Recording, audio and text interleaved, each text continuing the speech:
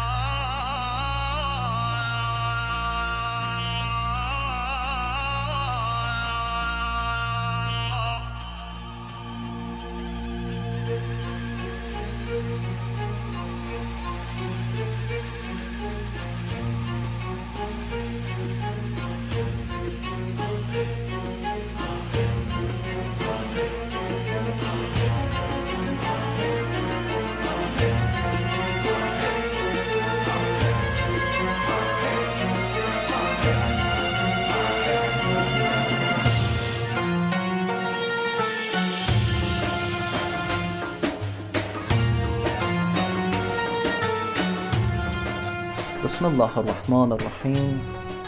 السلام على الحسين وعلى علي بن الحسين وعلى أولاد الحسين وعلى أصحاب الحسين. ضمن عرض السلام و خسته نباشید خدمت همه شما بینندگان گرامی. ایام سوگواری و شهادت سالار آزادگان و شهیدان حضرت ابا عبدالله الحسین علیه السلام و اصحاب و یاران با وفایش را به محضر مبارک ولی عصر عجل الله تعالی فرجه الشریف و به شما پیروان و شیعیان آن حضرت تسلیت عرض می نمایم. Salamun alaikum to all viewers around the world, and welcome to the global channel of Imam Hussein alayhi salam Foundation in Watford, United Kingdom. We express our condolences to the Imam of our time, Hazrat Hujjat ibn al-Hassan ajalallah ta'ala farajah al-Sharif, and all mu'mineen and freedom-loving people of the world on the arrival of the holy month of Muharram, where millions of people from all faith and school of thought commemorate the martyrdom of the grandson of the Holy Prophet and his holy household. Unfortunately, due to the coronavirus global pandemic, we are not able to have gathering at the mosque, but we have prepared a program called Eternal History. And also we pray to the Almighty to accept the effort of all in the service of Islam and mankind towards a better understanding of justice and freedom. And at the end, I would like to invite all of you to please stay tuned until end of daily Muharram program from Imam Hussein alayhi salam Foundation YouTube channel. Wassalamu alaikum wa rahmatullahi wa barakatuh. Allahu Akbar,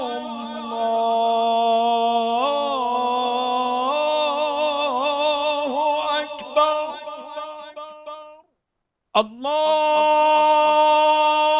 Allahu Akbar,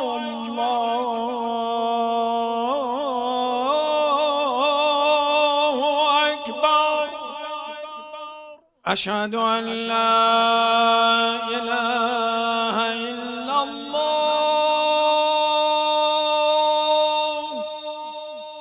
Ashhadu an la ilaha illallah.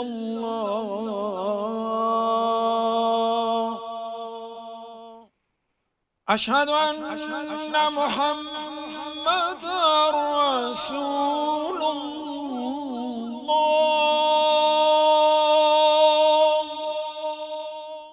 Ashhadu anna Muhammadar Rasulullah.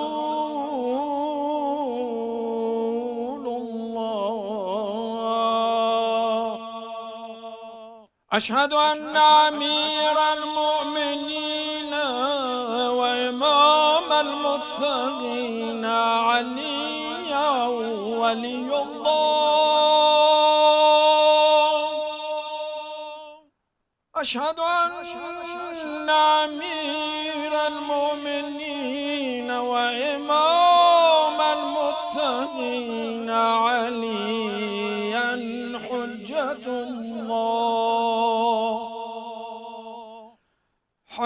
حي على الصلاة حي على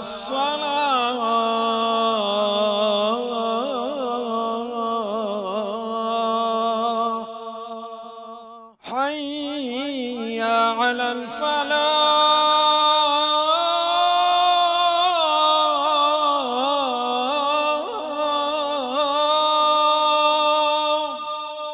حي على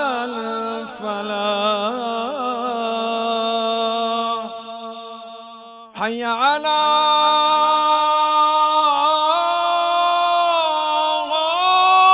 خير العمل حي على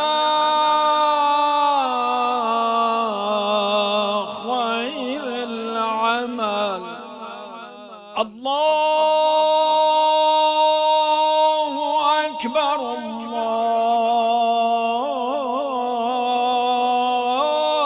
الله أكبر لا إله إلا الله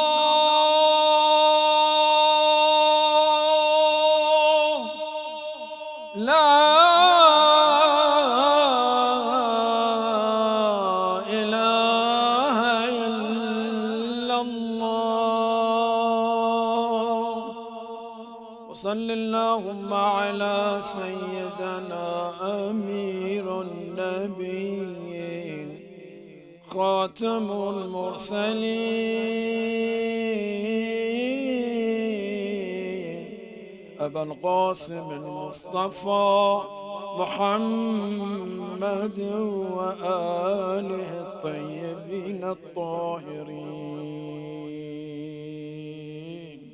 اللهم صل على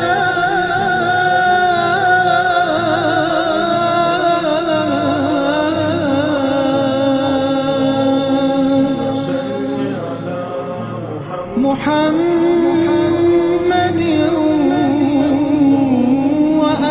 وآل محمد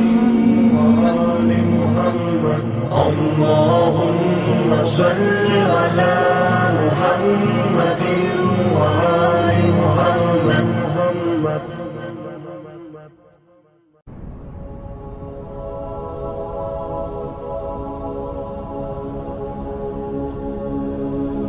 اللهم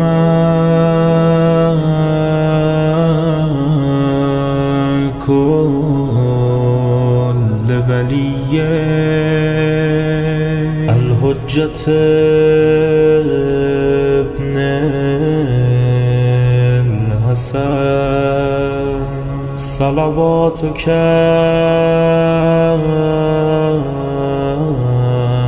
عليه وعلى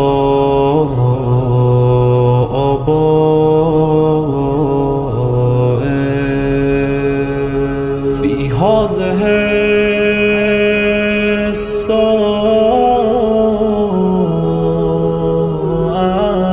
الساعة وفي كل ساعة وليا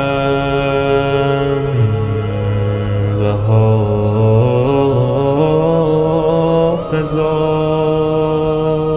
وقائدا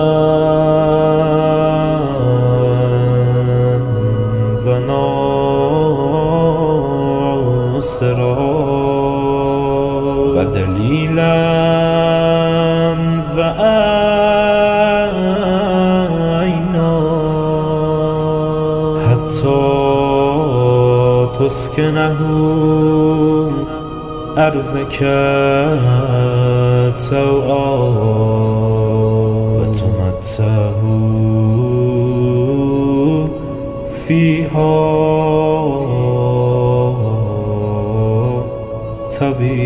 طويلا.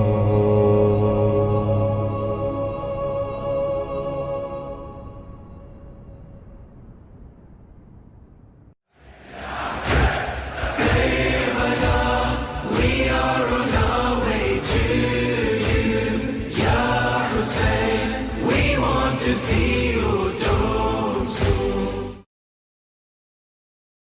By the grace of the Almighty, the Imam Hussein Foundation is undertaking much needed major building and groundworks at the Imam Hussein Foundation Mosque in North Watford.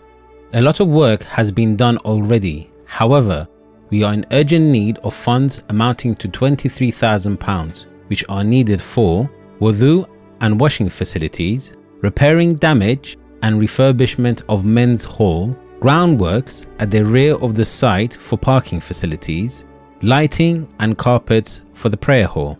Please donate generously to this noble cause. The Prophet of Islam has said, whoever builds a mosque for Allah, Allah will build for him likewise in paradise.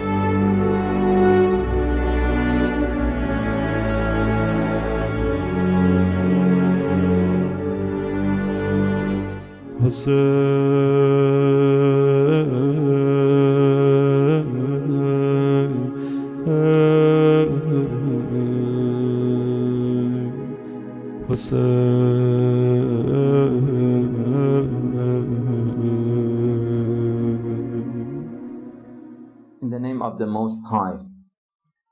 With the exception of meat and fat of animals, other edible things are permissible to consume, with the exception of those things that you become sure that they are illegitimate. About meat and fat of animals, the primary principle is that you have to become sure that they are legitimate or halal. There are some other teachings in this regard. Drinking and eating najas or impure things are forbidden. And also feeding other people, such a thing is not allowed. However, if you see that someone eats a najas or impure food, or a person prays ritual prayer and his or her clothes is impure, it is not obligatory to inform him or inform her of the fact. The next point is that insects, animals whose meat is unlawful, such as pigs, wild animals, snakes, turtles, crabs, and rabbits, are not permitted to eat. Gelatin made from the parts of non-halal animals is forbidden. And also milk of non-halal meat animals has the same ruling of their meat, that is forbidden. Animals whose meat is lawful, such as sheep, goats, deer, camels, chickens, roosters, dogs, geese, turkeys, and ostriches, are permissible to eat their meat on condition that they are slaughtered or hunted in an Islamic manner. Otherwise, they are impermissible to eat, and their meat is considered as dead body, and also they are religiously impure. The next point is that it is disliked to eat the meat of a horse, mule, or donkey. The next point is about sea animals. From the sea animals, only shrimp and also fish that have scales are legitimate to eat, on condition that they are taken from the water alive and they die out of the water. And the next point is that it is unlawful to eat or drink anything that would cause death or inflict significant harm to a person. And also it is forbidden to eat filthy things that people normally loathe. The next point is that drinking wine, alcohol, and other alcoholic and intoxicating liquids is unlawful. The use of even a small amount of drugs is illegitimate. What about the ruling regarding smoking cigarettes? Smoking cigarette depends on the amount of its harm. So if it has considerable harm or also it bothers other people, it is not permissible. And the last point, it is unlawful to sit or eat from the table which wine is being consumed on that table. Thank you very much for your time and attention. God bless you all. Assalamu alaikum wa rahmatullahi wa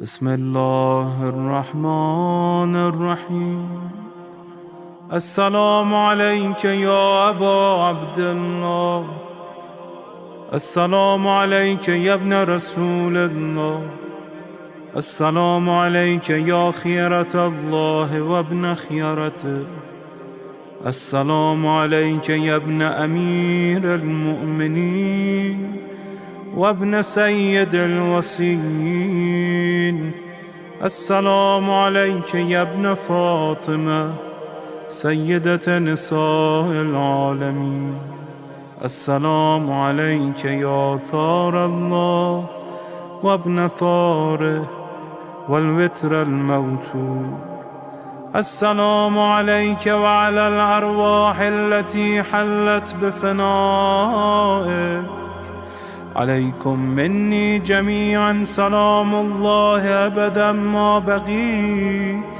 وبقي الليل والنهار يا أبا عبد الله لقد عظمت الرزية وجلت وعظمت المصيبة بك علينا وعلى جميع أهل الإسلام وجلت وعظمت مصيبتك في السماوات على جميع أهل السماوات فلعن الله أمة أسست أساس الظلم والجور عليكم أهل البيت ولعن الله أمة دفعتكم عن مقامكم وأزالتكم عن مراتبكم التي رتبكم الله فيها ولعن الله أمة قتلتكم ولعن الله الممهدين لهم بالتمكين من قتالكم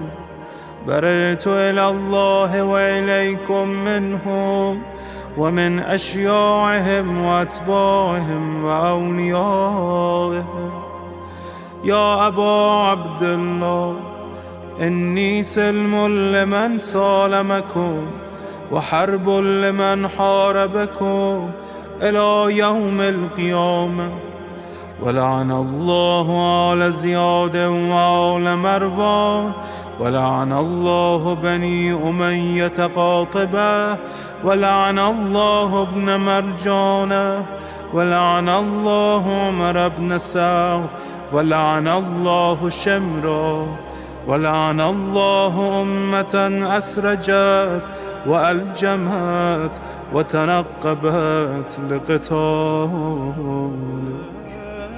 بأبي أنت وأمي لقد عظم مصابيبك، فأسأل الله الذي أكرم مقامك وأكرمني بك أن يرزقني طلب ثارك مع إمام منصور من أهل بيت محمد صلى الله عليه وآله. اللهم اجعلني عندك وجيها بالحسين عليه السلام في الدنيا والآخرة. يا أبا عبد الله، إني أتقرب إلى الله وإلى رسوله وإلى أمير المؤمنين وإلى فاطمة وإلى الحسن وإليك بمبالاتك وبالبراءة ممن قاتلك ونصب لك الحرب، وبالبراءة ممن أسس أساس الظلم والجور عليكم. وأبرأ إلى الله وإلى رسوله ممن أسس أساس ذلك وبنى عليه بنيانه وجرى في ظلمه وجوره عليكم وعلى أشيائكم. برئت إلى الله وإليكم منهم، وتقرب إلى الله ثم إليكم بمبالاتكم ومبالاة وليكم، وبالبراءة من أعدائكم والناصبين لكم الحرب، وبالبراءة من أشيائهم وأتباعهم. إني سلم لمن سالمكم، وحرب لمن حاربكم، وولي لمن والاكم، وعدو لمن عاداكم. فأسأل الله الذي أكرمني بمعرفتكم ومعرفة أوليائكم ورزقني البراءة من أعدائكم أن يجعلني معكم في الدنيا والآخرة، وأن يثبتني عندكم قدم صدق في الدنيا والآخرة. وأسأله أن يبلغني المقام المحمود لكم عند الله، وأن يرزقني طلب ثاري مع إمام هدى ظاهر ناطق بالحق منكم. وأسأل الله بحقكم وبالشأن الذي لكم عنده أن يعطيني بمصابيبكم أفضل ما يعطي مصابا بمصيبته، مصيبة أعظمها وأعظم رزيتها في الإسلام وفي جميع السماوات والأرض. اللهم اجعلني في مقامي هذا ممن تناله منك صلوات ورحمة ومغفرة. اللهم اجعل محياي محيا محمد وآل محمد، ومماتي ممات محمد وآل محمد. اللهم إن هذا يوم تبركت به بنو أمية وابن آكلة الأكباد، اللعين ابن اللعين على لسانك ولسان نبيك صلى الله عليه وآله، في كل موطن وموقف وقف فيه نبيك صلى الله عليه وآله. اللهم لعن أبا سفيان ومعاوية ويزيد بن معاوية، عليهم منك اللعنة أبد العابدين. وهذا يوم فرحت به آل زياد وآل مروان بقتلهم الحسين صلوات الله عليه. اللهم فضاعف عليهم اللعن منك والعذاب الأليم.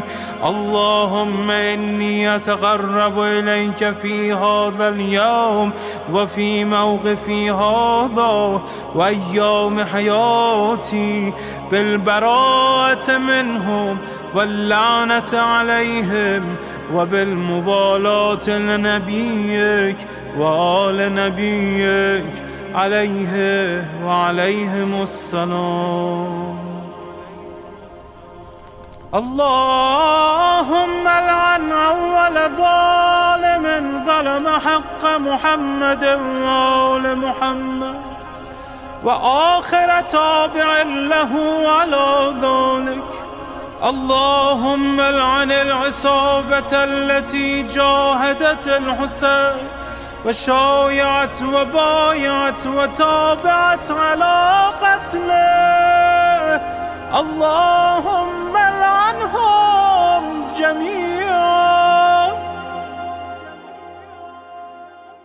السلام عليك يا أبا عبد الله وعلى الأرواح التي حلت بفنائك. عليك مني سلام الله أبدا ما بقيت وبقي الليل والنهار، ولا جعله الله آخر العهد مني لزيارتكم.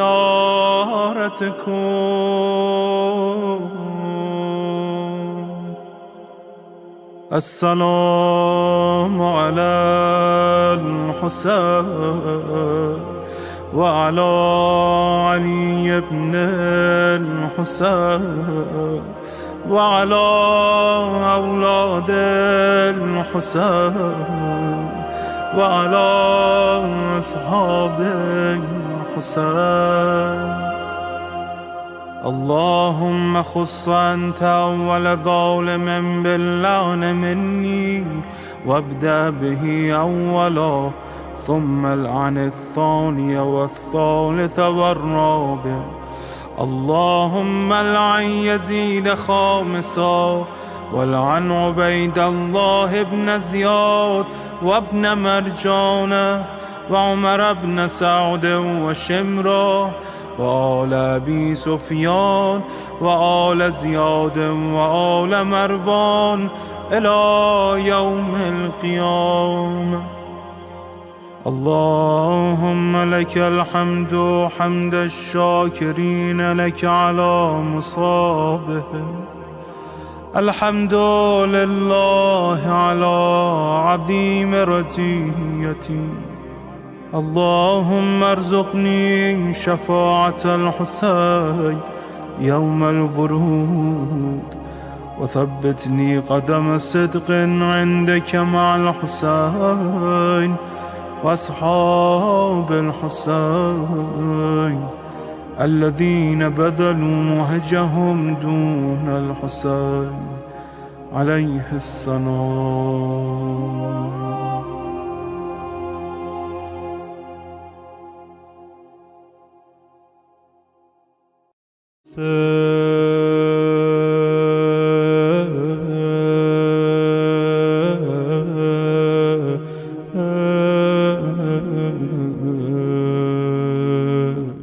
أعوذ بالله من الشيطان الرجيم.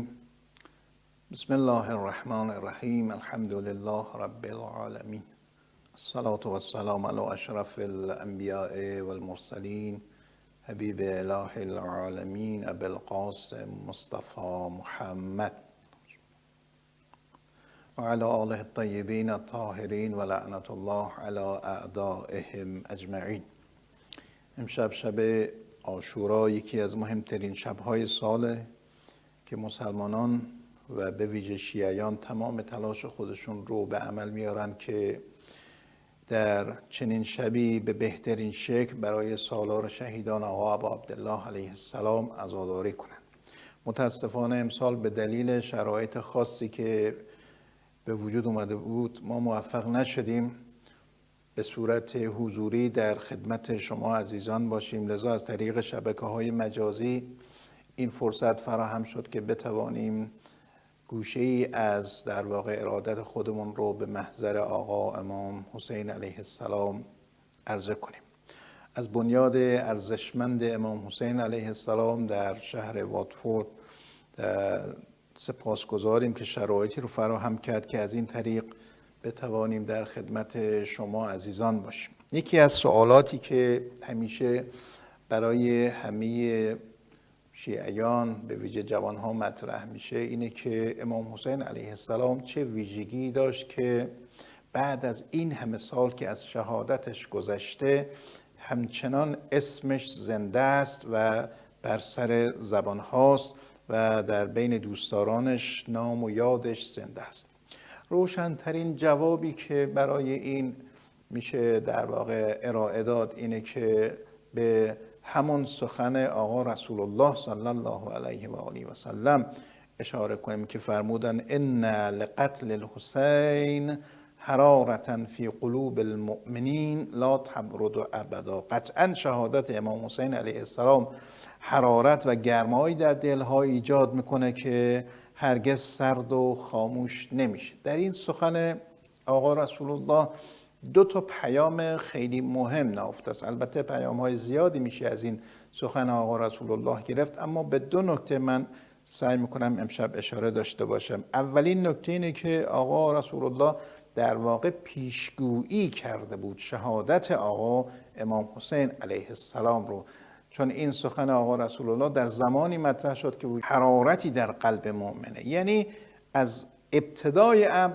تکلیف برای همه آدم ها روشن شد که شما اگر کنار امام حسین علیه السلام باشید برنده اید، اگر نباشید بازنده اید، چون حسین علیه السلام شهیده و شهید کسی است که تحت هر شرایطی تحت حمایت و تحت در واقع تأیید پروردگاره، چون کسی نمیتونه شهید باشه بدون اینکه خداوند ازش راضی باشه. وقتی امام حسین علیه السلام شهید شد تکلیف همه اونهایی که باش در واقع مخالفت کردن روشن میشه و این حرف تا امروز هم جریان داره. هر کسی مسیر حرکت امام حسین علیه السلام رو قبول نداشته باشه و بهش ایراد بگیره در واقع داره به سخن آقا رسول الله ایراد میگیره. امام علیه السلام در این مسیر مبارزه بارها از بزرگان زیادی، بزرگان مکه، بزرگان مدینه درخواست کرده بود. حتی از زمانی که از مدینه خارج شد و وارد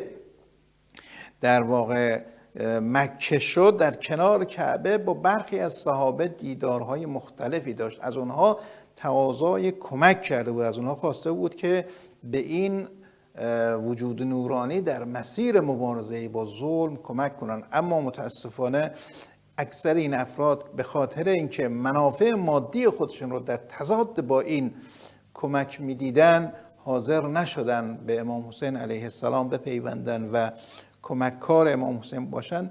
نه تنها اینها حاضر به همکاری نشدن بلکه تمام سعی خودشون رو به کار بردن تا امام علیه السلام رو از این کار باز دارن. خب این مطلبی است که در واقع بر اساس این حدیث پیامبر ان لقتل الحسین، قتل حسین قتل شهادت گونه است و چون قتل شهادته و چون شهادت هر کسی همراهی نکرده باشه ضرر کرده.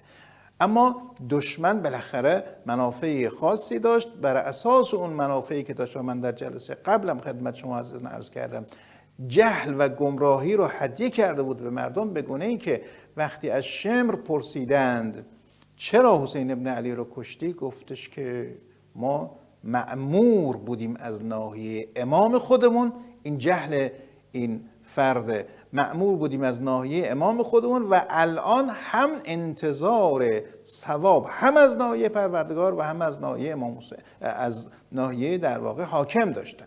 یعنی هم انتظار داشتن پاداش از ناحیه حاکم گیرشون بیاد و هم انتظار ثواب از پروردگار. این ناشی از اون جهلی بود که در واقع حکومت وقت به اینها داده بود. این اولین پیام هست که از این حدیث میگیریم. پیام دومی که از این حدیث میگیریم و در واقع به اون سوال ما، جواب سوال ما هم برمیگرده، اینه که آقا رسول الله فرمود ان لقتل الحسین، در قتل حسین یک حرارتی در قلوب مؤمن هست. خب این در واقع اومده تکلیف رو روشن کرده. هر کسی که مؤمن باشه در قلب خودش این حرارت رو حس میکنه، اما اگر کسی این حرارت رو در قلب خودش حس نکنه مطابق این حدیث ایمان نداره. پس در واقع مطابق این حدیث مهمترین و در واقع دقیق ترین فاکتور برای تست ایمان آدم ها اینی که ببینیم محبت امام حسین علیه السلام در قلبشون هست یا نه. مطابق این حدیث هیچ کس مؤمن نیست مگر اینکه در دلش نسبت به امام حسین این حرارت و این علاقه خاص موجود باشه. قلب مؤمن هیچ وقت نسبت به حق و باطل، نسبت به دفاع از حق و باطل بی تفاوت نیست. یک قلب سرد و بی تفاوتی نیست، بلکه همیشه به مواردی که در میبینه حق در محل در واقع تلاقی با باطل مورد ظلم واقع میشه قلب مؤمن میتبه. این اون نشانه های در واقع علاقمندی به امام حسین علیه السلام که در قلبشه. در روز عاشورا یکی از در واقع افراد کوفه اومد به محضر مبارک آقا امام حسین علیه السلام، در خود روز عاشورا بود. آقا فرمود لنا ام علینا، با مایی یا بر ما، یعنی حاضری کمک کنی به ما یا حاضر نیستی؟ اون آقا گفتش که من نه با شمام نه بر علیه دشمنان شمام. بعد آقا امام حسین علیه السلام فرمود این امکان نداره، شما یا با مایید یا بر ما، چون ما یا بر حقیم یا بر باطل. اگر بر حق باشیم شما نمیتوانی نسبت به ما بی اعتنا باشی. به همین خاطر ما باید حواسمون باشه. این در واقع مهمترین درسی است که از قیام امام حسین میتونیم بگیریم، این که هر جا حق و باطلی بود اگر نسبت به حق تمایل نشان ندادیم، یعنی اینکه اون علاقمندی به امام حسین علیه السلام، اون ایمانی که در قلبمون هست، اون ایمان ناقصیه. امام حسین علیه السلام درس خوبی به همه ما داد. این که تو سوال اومد چرا بعد از این همه سال نام امام حسین علیه السلام زنده است، جدای از این که باید عرض بکنیم به خاطر اخلاصشه، به خاطر اینکه به دنبال احیای نام اسلام بود، به خاطر اینکه به دنبال این بوده که با ظلم مبارزه کنه، اما یک نکته درش نهفته است. خداوند نام امام حسین علیه السلام رو زنده نگه داشت تا در سایه زنده نگه داشتن نام امام حسین دین خدا زنده بماند. یعنی زنده بودن نام امام حسین در واقع عاملی است برای زنده بودن دین خدا. خب اگر این نتیجه باشه، ما هر اقدامی برای زنده بودن نام امام حسین علیه السلام بکنیم، عزاداری هامون، گریه هامون، هزینه کردن هامون، نشست هامون، برخاست هامون، هر کدوم از اینها اگر برای زنده نگه داشتن نام و یاد امام حسین علیه السلام باشه، مساوی با زنده نگه داشتن یا دین پروردگار. پس زنده نگه داشتن یاد امام حسین بعد از این همه سال به خاطر زنده نگه داشتن دین خداست که خداوند این لطف رو به امام حسین علیه السلام کرد و اسم مبارکش رو سر زبانها انداخت و بعد از سالیان سال همچنان اظهار ارادت مردم رو به دنبال داره و از طرفی مهمترین فاکتور و مهمترین نشانه است برای ایمان افراد. از خداوند بزرگ می‌طلبیم در چنین شب عزیزی، در چنین شب بزرگی به همه ما محبت کنه، لطف کنه و قطره‌ای از محبت در واقع بیکران آقا امام حسین علیه السلام رو در قلب همه ما قرار بده تا این حرارت و این جوشش همچنان در قلب ما وجود داشته باشه و از نسل ما یار و یاور برای آقا امام حسین مقرر بفرماد انشاءالله. السلام علیکم و رحمت الله و برکاته. یا حسین یا حسین یا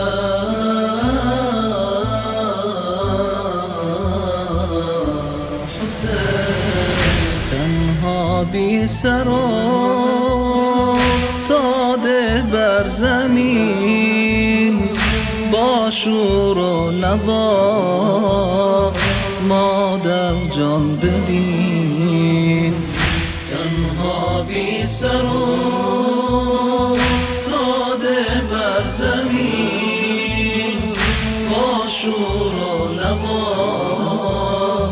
مادر جان ببین تنها مانده زهرا حسین تو مانده بر عالم غم فرزند تو عالم در عذاب عالم در عذاب یا حسین مولا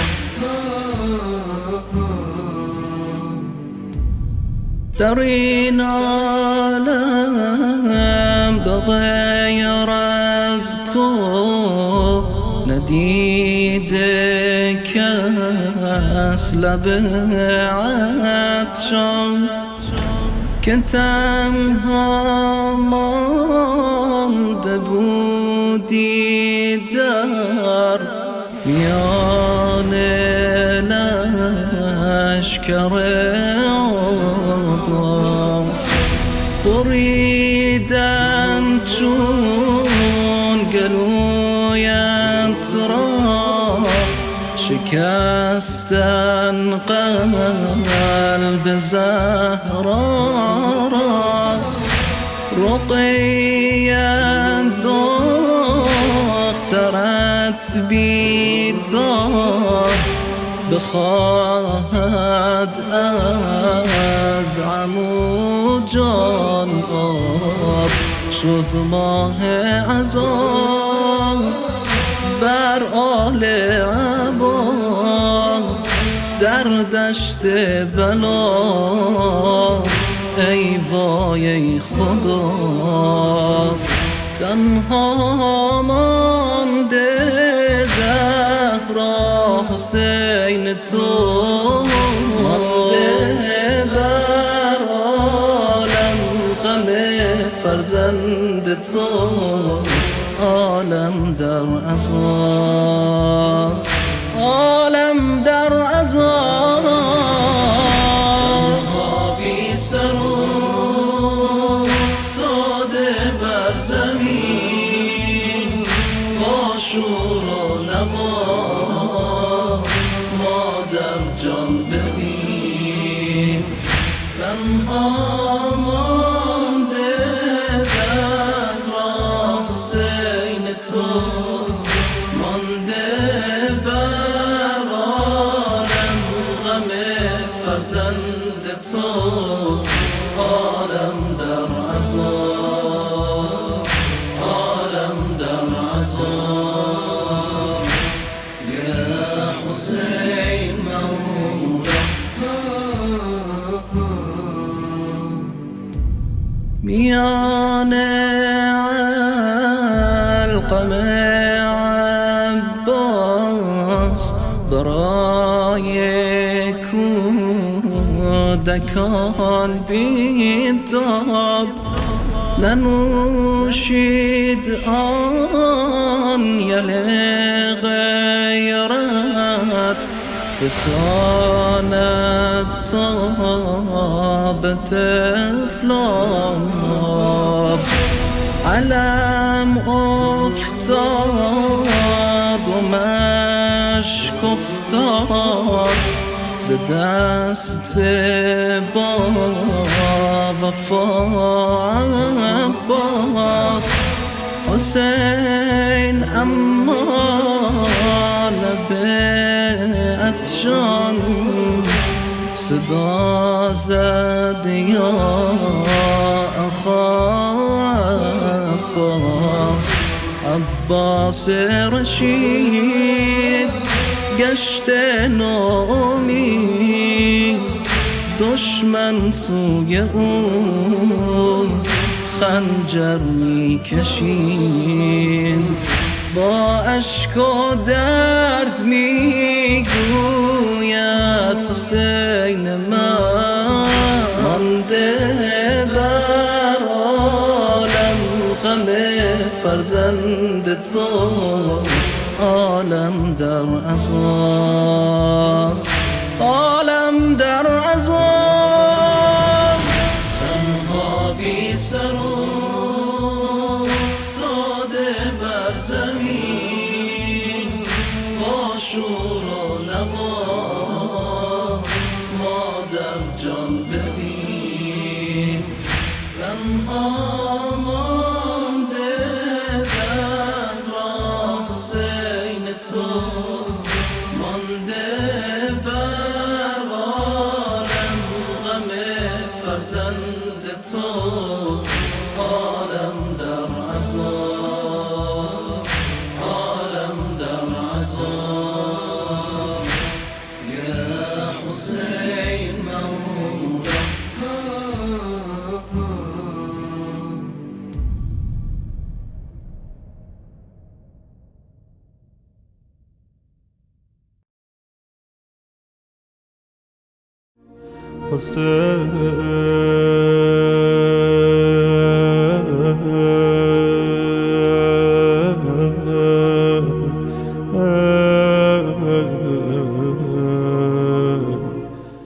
عزیز فاطمه مرا میدان، هستی زینب مرا میدان. کمی آهسته‌تر حسین جان، تک و تنهایم در بیابان. مهلا مهلا یا ابن الزهرا، مهلا مهلا یا ابن الزهرا. جان زهرا آهسته‌تر، جان زهرا آهسته‌تر. قلب زینب آهسته‌تر، قلب زینب آهسته‌تر. وصیت کردم مادر تو، ببوسم جایش حنجر تو، ببوسم جایش حنجر تو. حسین جان کن نگاهی تو، حسین جان کن نگاهی تو. جان زهرا مادرمان، جان زهرا مادرمان. مهلا مهلا یا ابن الزهرا، مهلا مهلا یا ابن الزهرا. عشق پاکت در نگاهم، عشق پاکت در نگاهم. شاهد من اشک و آهم، شاهد من اشک و آهم.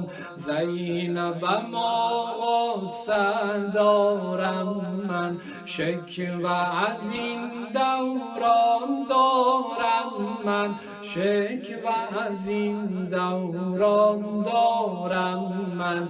مرا میدان عشق پیمبر، مرا میدان جان خواهر، مرا میدان جان خواهر.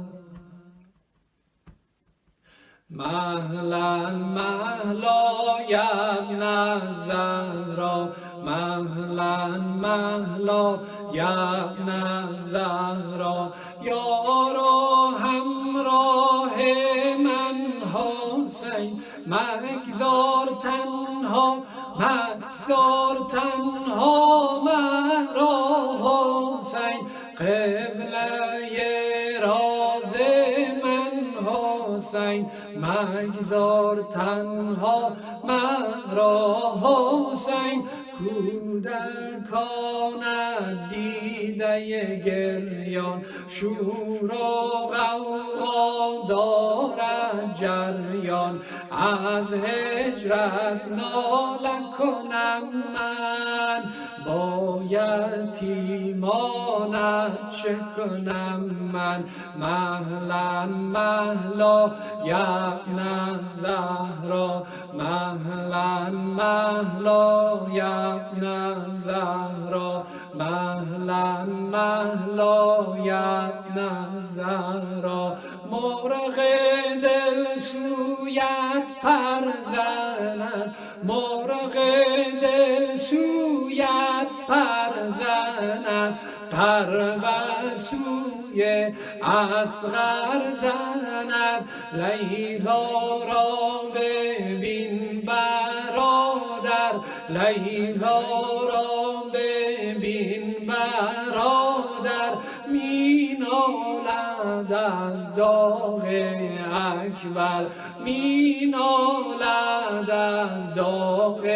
اکبر مرا میدان عشق پیمبر مرا میدان جان خواهر مهلا مهلا یبن زهرا مهلا مهلا یبن زهرا مهلا مهلا یبن زهرا مهلا مهلا یبن زهرا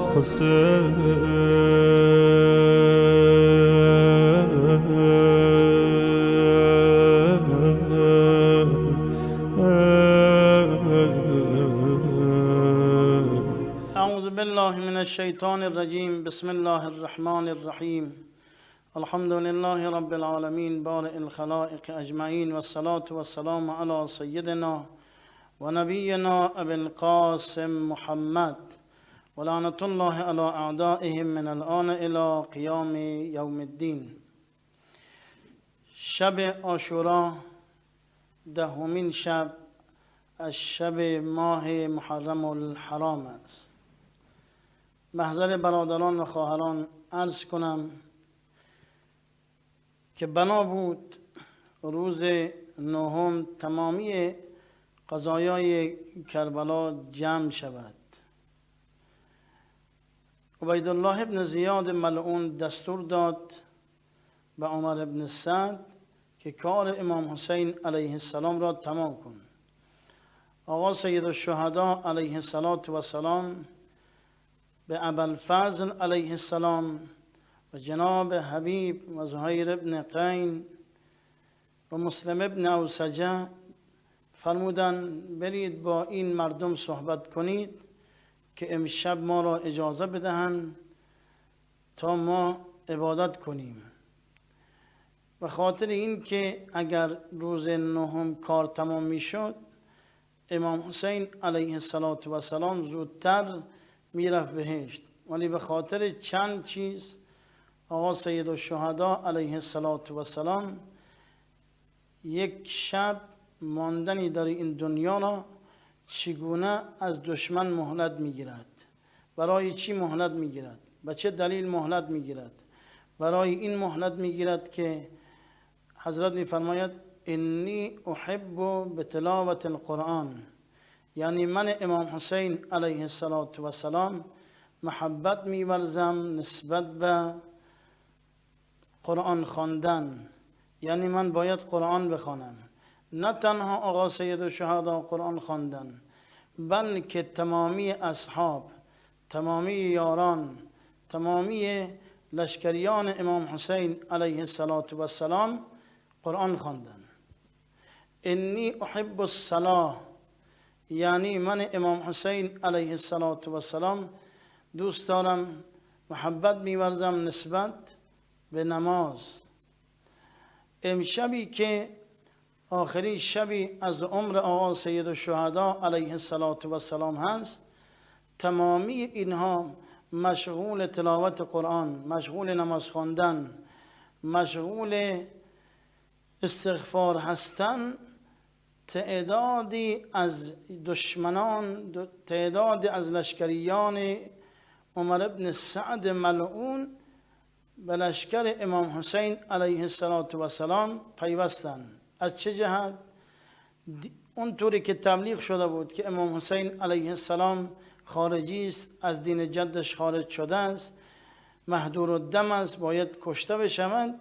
وقتی اینها آمدن یک دور زدن، حالا برای چی آمده بودن خدا میداند. شبیه خون میخواستن بزنن؟ نه، بلکه خدا قرار است که اینها را هدایت کند، دست اینها را بگیرد، اینها را هدایت کند، مسیر بندگی را برای اینها نشان بدهد، مسیر الهی را نشان بدهد، مسیر ماندگاری را نشان بدهد. فلهذا قصه کربلا، جریان کربلا یک جریان ماندگار است. اینها آمدن این صحنه ها را وقتی می دیدن، در جا چه کار می کرد؟ آمدن با هم شور کردن، مشورت کردن، آمدن به لشکر امام حسین علیه السلام پیوستن، گرویدن. پس امام حسین علیه السلام کشتی نجات است، امام حسین علیه السلام سفینه نجات است. امام علیه السلام امشب یک سخنرانی دارد، میفرماید ایها الناس، شما میدانید که کار قطعی شد، فردا همه به شهادت میرسیم. فلهذا یا ولکن بدانید، شمایی که بناز شهید شوید میدانید کجا میروید؟ جنات تجری من تحتها انهار خالدین فیها ابدا. تمام اینها را وقتی امام علیه السلام برای اینها بیان می کند، جایگاه های اینها را نشان می دهد، برای اینها معلوم می کند. بعد حضرت فرمودن هر کس بدهکار است، قصددار است، سعی کند، یا خدای نکرده در تعارف گیر کردن، یعنی نمیخوان با ما باشن، من چراغ ها را خاموش می کنم، می توانند بروند، می توانند به کار خودشون ادامه بدهد. تعداد از کثیری مان، تعدادی هم رفت، اما تعدادی هم که ماندن و کدام مقام رسیدن و کدام جای رسیدن؟ جای رسیدن که امام حسین علیه السلام فرمودن هیچ اصحابی از زمان پیغمبر تا هنوز بالاتر از اصحاب من سید الشهدا نبوده است. پیغمبر چقدر اصحاب داشت؟ امیرالمؤمنین چقدر اصحاب داشت؟ امام حسن مجتبی چقدر اصحاب داشت؟ امام حسین علیه السلام 72 تن معروف، اونی که نقل شده حدود تقریبا 130 نفر. تمام اینها وقتی در رکاب امام حسین علیه السلام به شهادت رسیدن، امام زمان علیه السلام در حق اونها دعا می کند. راوی نقل می کند، میگه که رفتم، کجا رفت؟ دیدم که امام حسین علیه السلام نشسته است، نماز می خواند، ذکر می گوید. نماز حضرت وقت تمام شد، رفتم کنار حضرت، همینطور که قدم میزد، نماز حضرت وقت تمام شد آمد بیرون، قدم میزد، این طرف و اون طرف را نگاه میکرد. ناگهان دیدم که حضرت زینب سلام الله علیها عرضه داشت برادرم، اصحابت را امتحان کردی؟ لشکرت را امتحان کردی؟ من آمدم که این خبر را برای حبیب ابن مظاهر بدم. دیدم که حبیب سخنرانی می کند برای اصحاب خودش، یعنی بنی هاشم یک طرف، غیر بنی هاشم یک طرف.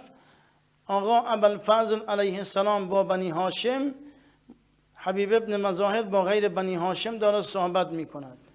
می فرمایند ایها الناس، فردا قطعی است جنگ، همه شما به شهادت می رسید. سعی کنید که نگذارید بنی هاشم اول برود جنگ، تا اینکه دشمن نگویند که اینها نجنگیدن فرزندان پیغمبر را که این همه داد از محبت اونها میزد. چی کار کرد؟ از اونها سبقت نگرفتن، پیشمرگ اونها نشدن، اونها پیشمرگ اینها شد. آمدم دیدم که آقا ابوالفضل علیه السلام تعدادی را جمع کرده از بنی هاشم، میفرماید فردا جنگ قطعی است، ما باید اول برویم بجنگیم که مبادا مردم بگوید که بنی هاشم آمد چیکار کرد، تعدادی را به جنگ فرستاد و خودشان آرام ماند. رفتم این خبر را دادم به حبیب ابن مظاهر که حبیب زینب کبرا مستر است. به برادرش عرضه می دارد برادر امتحان بکن.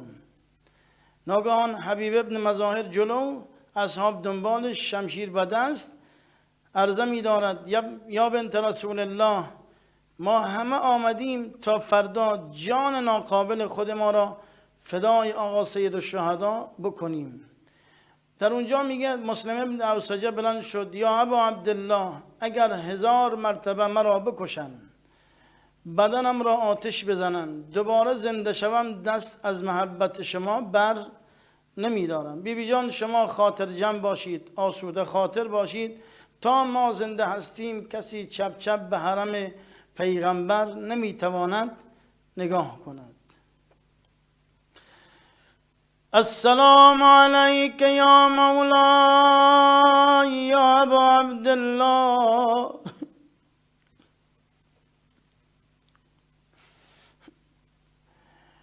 السلام علیک یا ابا عبدالله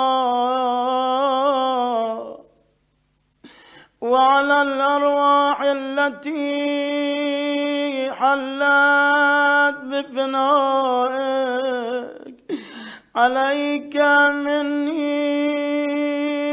سلام الله أبدا ما بقيت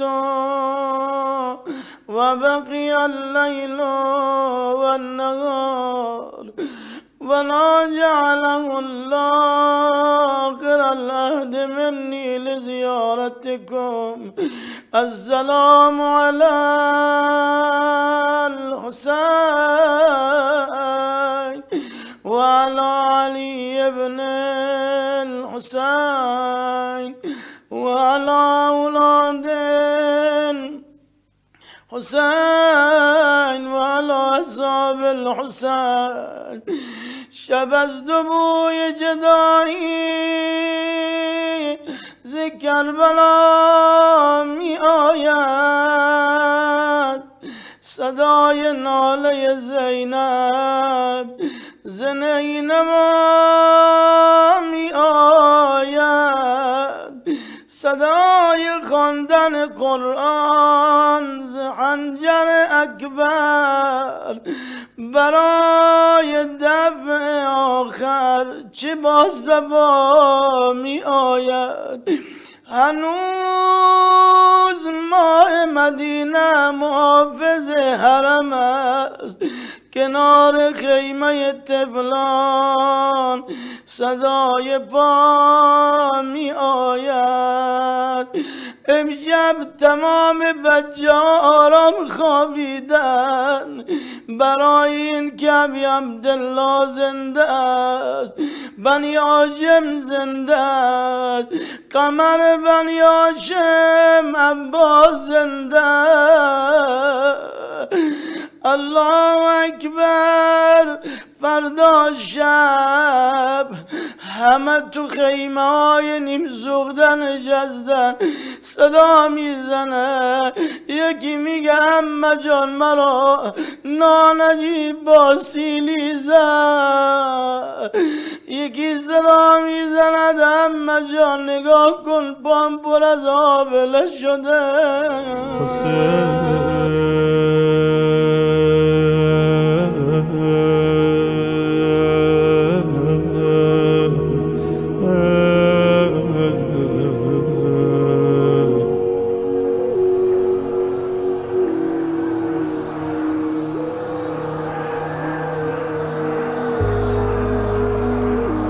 تو را دارم چه غم دارم ابوالفضل، علم دارم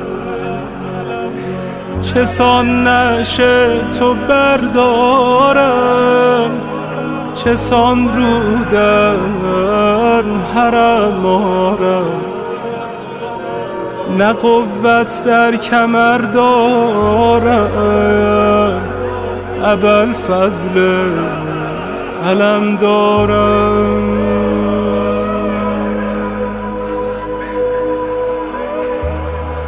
نگهبان حرم عباس، امید خواهرم عباس، پناه دخترم عباس.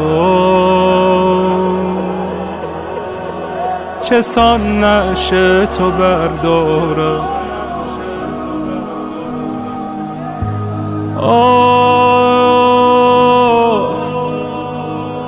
بیا برگرد خیمه ای که سکارم، منو تنها نگذار ای علم دارم.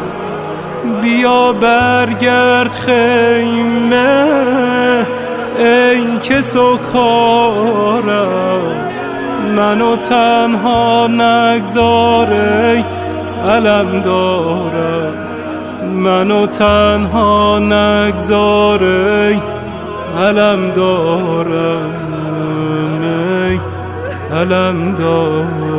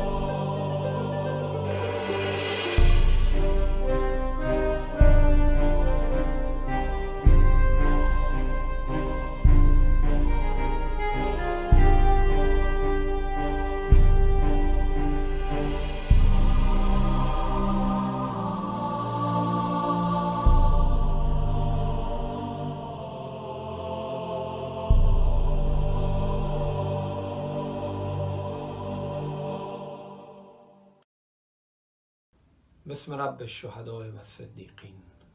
و اما تاسوعا. در جریان واقعی کربلا به نقل از تواریخ در شب نهم شمر ابن ذوالجوشن با سپاهی مجهز و تازه نفس و نامه‌ای از جانب عبیدالله وارد کربلا می شود. این نامه جواب نامه‌ای است که عمر سعد برای عبیدالله نوشته بود و در آن قصد مسامحه با ابا عبدالله، قصد امانخواهی برای ابا عبدالله و در کل قصد پیشگیری از جنگ با فرزند رسول خدا را داشت. اما نامه عبیدالله به این مضمون بود که ای عمر سعد، ما تو را برای مسامحه و امانخواهی نفرستادیم، ما تو را برای جنگ با حسین فرستادیم. اگر می توانی از او بیعت بگیر و او را نزد ما بیاور، وگرنه با او وارد جنگ و قتال شو و سر او را برای ما بیاور. در غیر این صورت از فرماندهی کناره‌گیری کن و فرماندهی را به شمر ابن ذوالجوشن بسپار. بعد از این ماجرا شمر خطاب به عمر سعد که چه می کنی؟ از حسین بیعت می گیری یا با او وارد جنگ می شوی؟ عمر سعد خطاب به شمر گفت به خدا حسین با یزید بیعت نمی کند و تو این را خوب می دانی و من در آن نامه قصد پیشگیری از جنگ با فرزند رسول خدا را داشتم، اما تو نگذاشتی ای شمر. در تاریخ آمده که در روز تاسوعا سپاه ابی عبدالله در محاصره کامل قرار گرفت و حتی حدیثی است از امام صادق که می‌فرمان سپاه ابا عبدالله در روز تاسوعا در محاصره کامل دشمن قرار گرفت، به طوری که فرزند مرجانه و عمر سعد یقین کردند که پیروزی از آنهاست و کمکی برای ابا عبدالله نخواهد آمد. در این بین شمر امان‌نامه‌ای را هم برای فرزندان ام البنین، فرزندان امیرالمومنین از فاطمه بنی کلاب آورده بود. وقتی به سپاه ابی عبدالله نزدیک شد،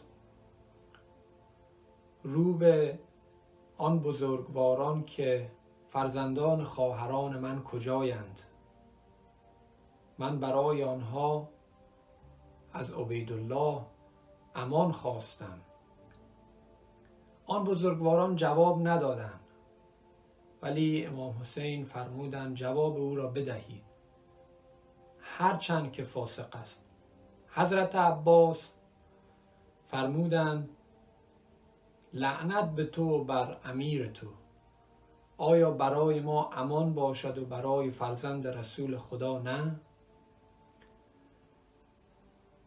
در جریان یورش به خیمه های ابی عبدالله که در عصر تاسوعا اتفاق افتاد، به نقل از ارشاد این گونه آمده که ابا عبدالله جلوی خیمه تکیه بر شمشیر خود در حال استراحت بودند که حضرت زینب آمدند و شیون کنان به سوی برادر که یا اخا دشمن به ما حمله ور شده. ابا عبدالله با خونسردی کامل فرمودند خواهرم، اکنون جدم رسول خدا را در خواب دیدم که من فرمود فردا تو به ما ملحق می شوی. حضرت زینب به سر و صورت زدن، اظهار ناراحتی کردند که ابا عبدالله فرمودند خواهرم آرام باش. سپس ابا عبدالله رو به حضرت عباس که برادر جان برو به سمت دشمن و از آنها برای ما یک شب دیگر هم مهلت بخواه که به خدا قسم من عبادت و نماز خواندن و تلاوت قرآن و استغفار را بسیار دوست می دارم. حضرت عباس رفتند و یک شب دیگر هم مهلت خواستند و در این شب بود که ابا عبدالله خطبه‌ای برای اصحاب خواندند و خیلی از اصحاب اظهار وفاداری نمودند. یاران ابا عبدالله به عبادت پرداختند و شاید از رموز این یک شب مهلت خواستن این باشد تا جمعی دیگر از یاران به کاروان شهدای حسینی بپیوندند، کما اینکه در تاریخ آمده است به عده‌ای از یاران و شهدای عاشورایی ابا عبدالله در شب عاشورا که شام تاسوعا می باشد به سپاه امام پیوستند و حر ابن یزید ریاحی هم در روز عاشورا. و السلام علیکم و رحمت الله و برکاته.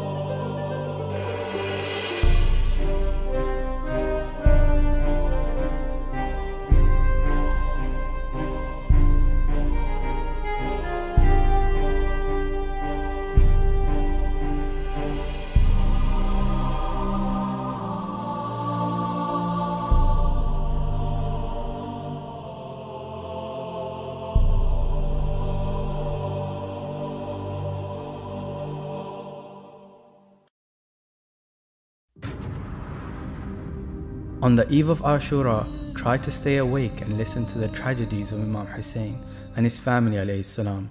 There are many recommended prayers, but in particular, one should recite Ziyarat Ashura, Ziyarat al-Nahiya, and the night prayers known as Salatul Layl or the Tahajjud Salah.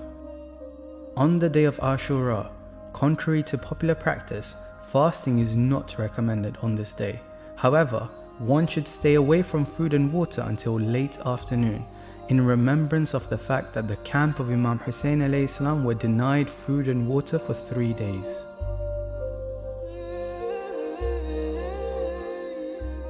Focus on the great tragedy that took place on this day and avoid unnecessary discussions. Recite salawat as many times as possible. Recite Surah Al-Ikhlas 1000 times or as many times as you can. Repeat as many times as you can, Allahumma il'an qatalat al-Hussein wa awladahi wa ashabihi. O Allah, condemn and withhold your mercy upon the killers of Hussein and his family and friends. Many narrations point towards attending gatherings in the remembrance of Abu Abdullah and the tragedy to carry out azadari for the love of Imam Hussein alayhi salam. Therefore, constantly try to remind yourself of what happened in Karbala on the day of Ashura by attending majalis and mourning over the events that took place. On this day, it is also recommended to recite Ziyarat Ashura taught to us by Imam Muhammad al-Baqir alayhi salam, followed by Dua al-Qama from Mafatih al-Jinan, which was taught by Imam Jafar al-Sadiq alayhi salam. Our Imam, peace be upon him, also recited Ziyarah al-Nahiya to mourn over his grandfather Imam Hussein alayhi salam, which we may also recite. There are also many recommended prayers which can be found in Mafatih al-Jinan. It is narrated that the battle started after the time of Fajr and that Imam Hussein alayhi salam was martyred around the time of Asr. Therefore, after the time of Salatul Asr, recite Dua Asharat and the Ziyarat of condolences, Ziyarat Taziyah. Finally, recite the short dua that Imam Hussein alayhi salam taught to his son Imam Zainul Abidin alayhi salam when he came into the tent to bid farewell to his family members. He said, "Whenever you have a special need or are faced with any calamity or crisis, or are inflicted with any grief or hardship, then recite the following supplication."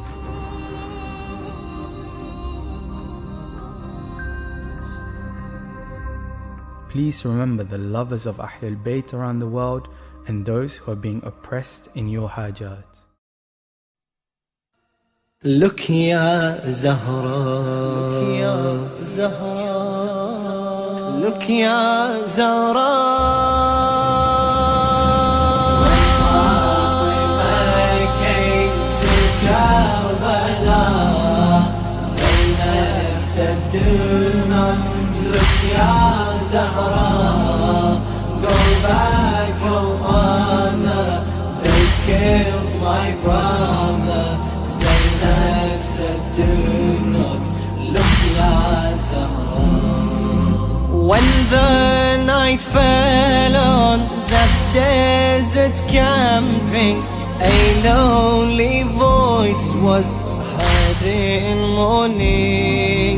Then she looked and saw someone approaching, one who would join her in her grieving.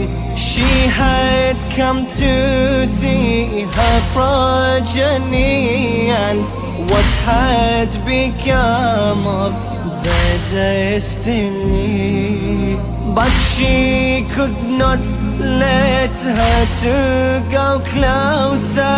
She did not want her to really see. I do not want you to go further. You will only see pain and horror.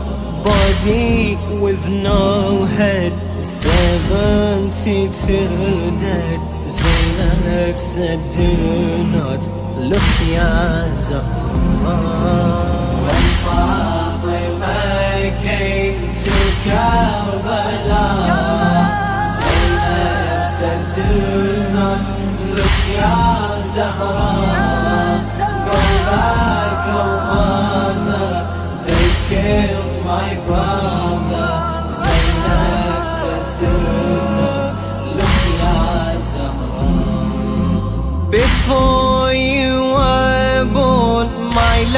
loving daughter, I was shown this by your grandfather.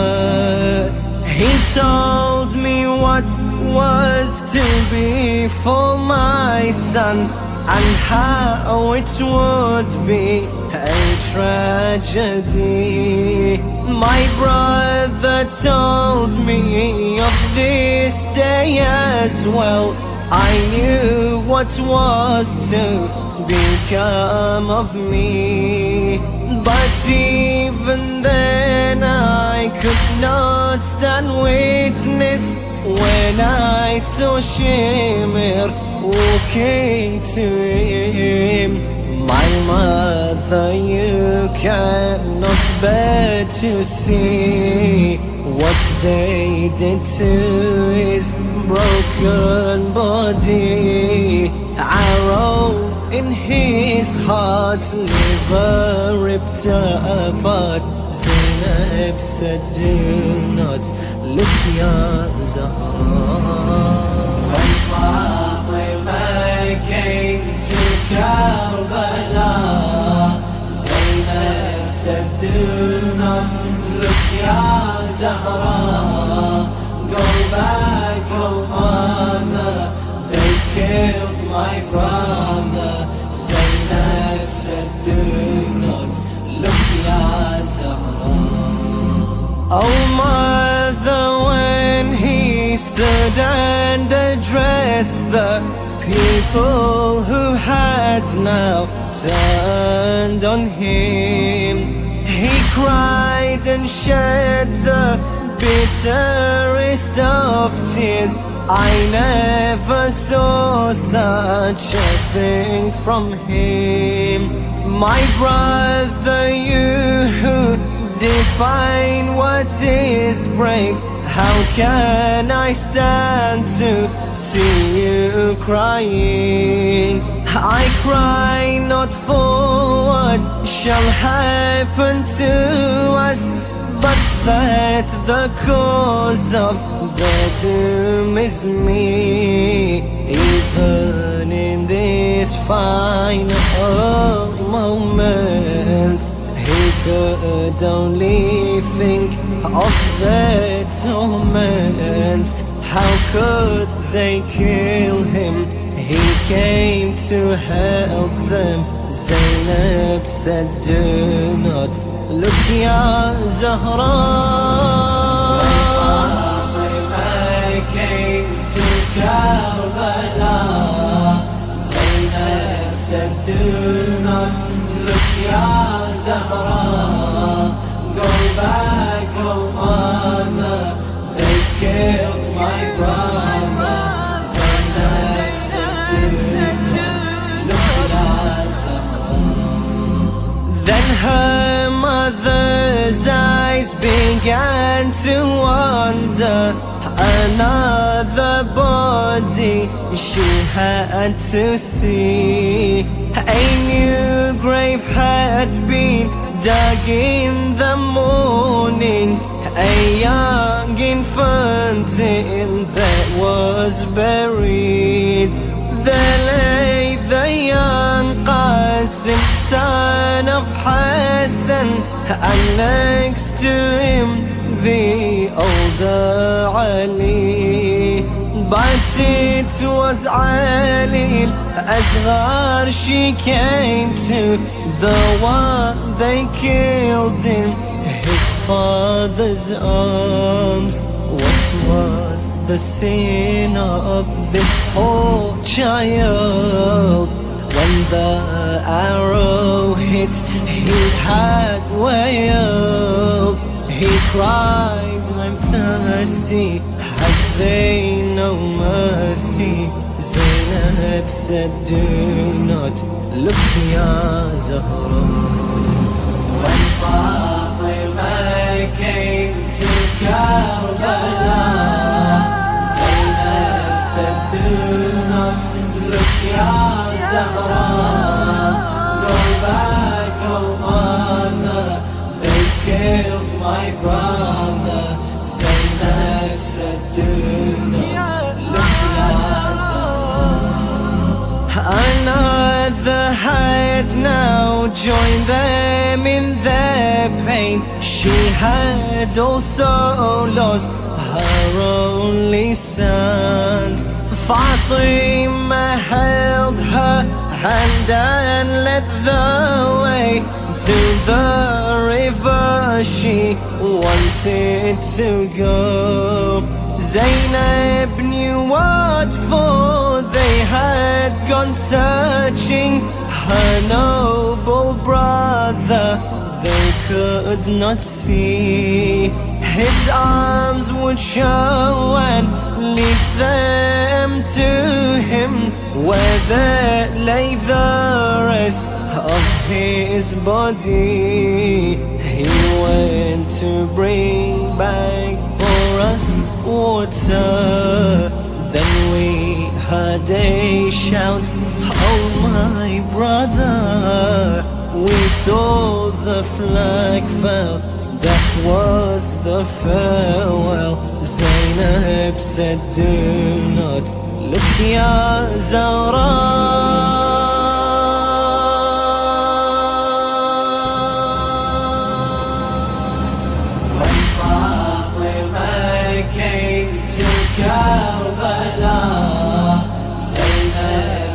Do not look, ya Zahra.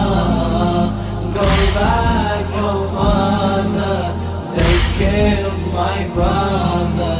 Zainab said, do not look, ya Zahra. Hussein.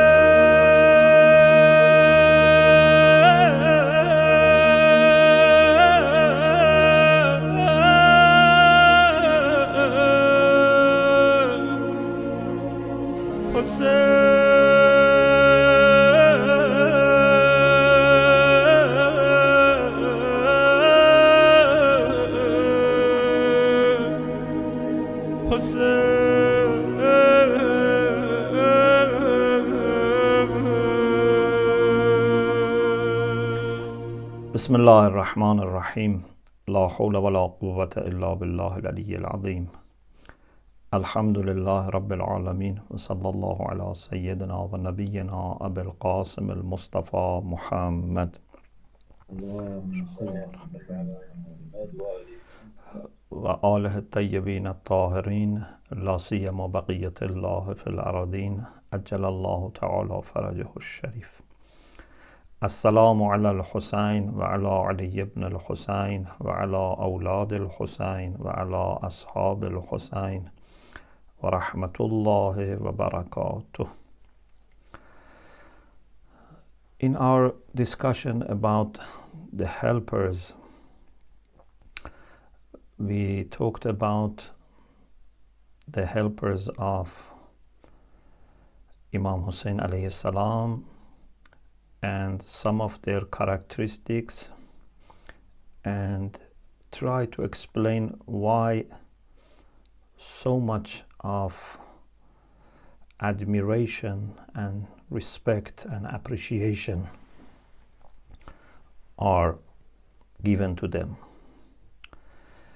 Now I want to move on towards the later stage in the time of presence of Imams and the beginning of Ghaiba, minor occultation, al-Ghaibat al-Sughra.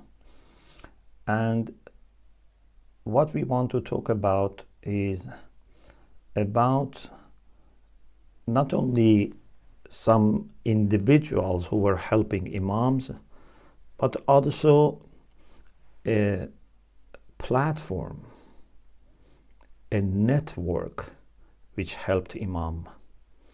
Helpers can be sometimes individuals.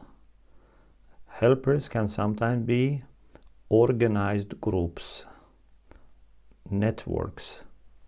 And of course, what they can do is much more than what an individual can do. Alhamdulillah, we have some good information about what started from the time of Imam Sadiq alayhi salam and reached its maturity little by little, and its peak in the time of Askariyin alayhim salam, and then in the time of minor occultation, served a lot. And that is network of the agents, Shabakatul Wakala, a network of the agents and representatives of Imams who were able to cover the whole Muslim world. Wherever there were followers of Ahlul Bayt alayhimus salam, they were able to connect to Imam through these people.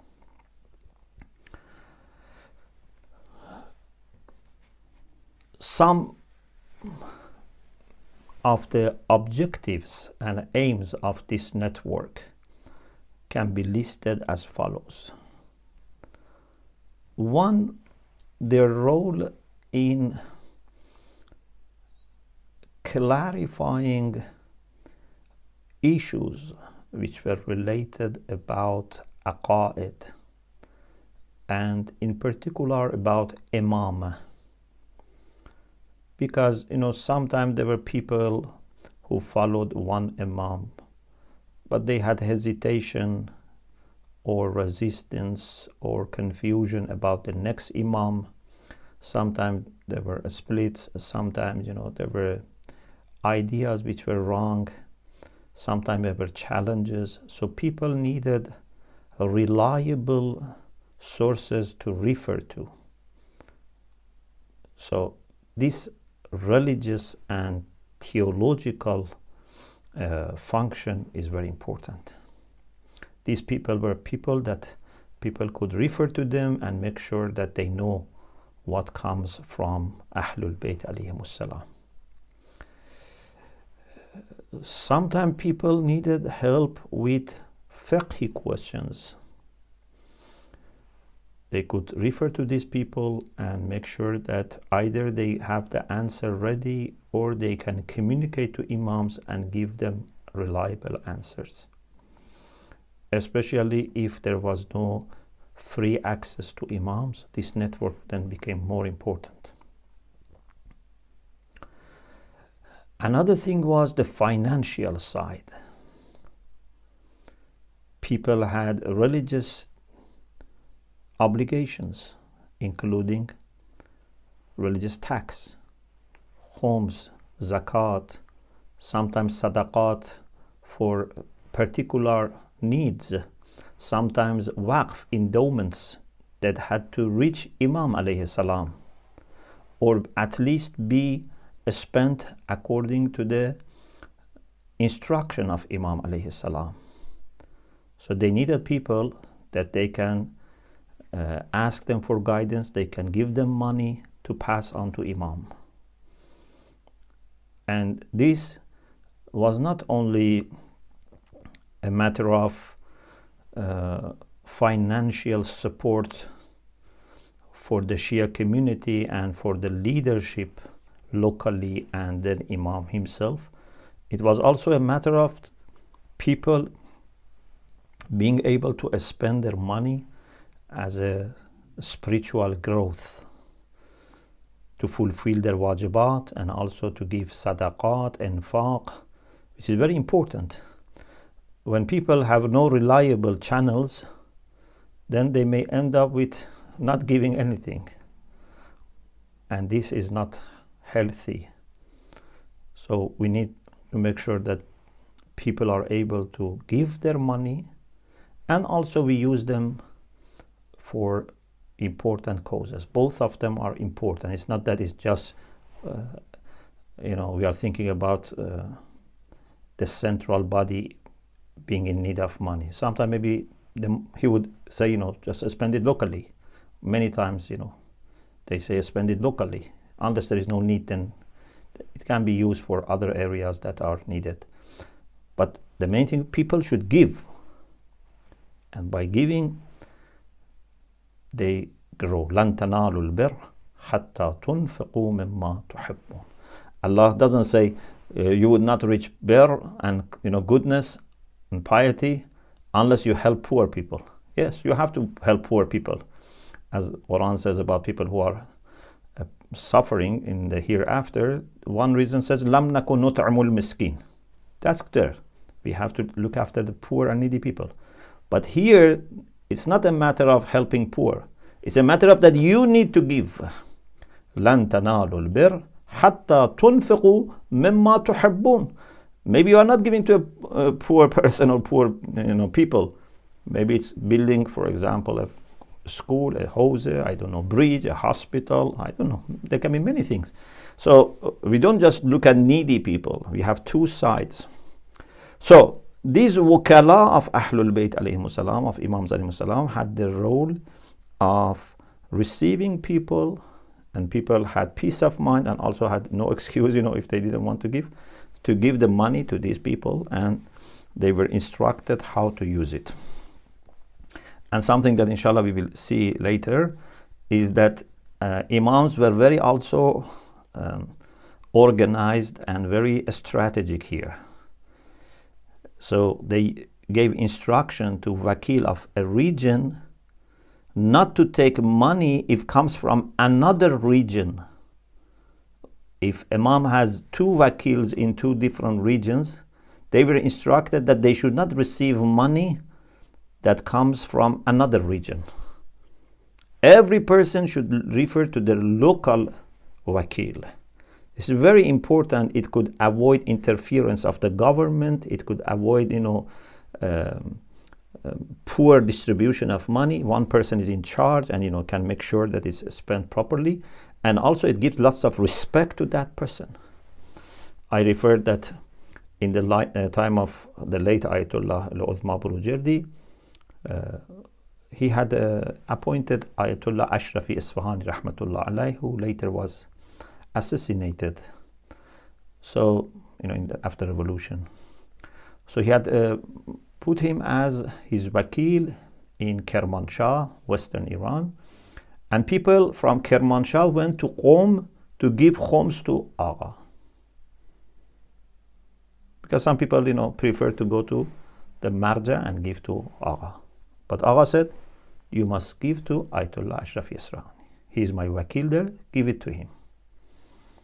How much then this creates respect for that local representative. He is under all the pressures. He knows the needs of local community. And when people see that Allah doesn't accept and says, give to my local Wakil, then they would have even more trust in him. This is what we find in instructions of Imams alayhimus salam, and inshallah we'll talk about it. So, in addition to theological questions, fiqh questions, there was also financial aspect to this network. Another thing was also organizing Shia locally. Sometimes there were socio-political issues and the Shia needed guidance. Especially many times there were movements, there were things that were demanding Shia to join, or maybe there was zulm happening. So Shia had to know when and where and how and to what extent should get involved. It's not that every person who gives a call, they should join. As Amir al-Mu'minin says about people who are not ulama rabbani and not muta'allim ala sabil najat, those who are hamadun ra'ah, he says, atba'u kull na'iq. Whoever makes a call, they follow. Every day there is a cause, every day there is a campaign. Shia should not get involved in everything. Maybe with some of them we can, in our heart, associate.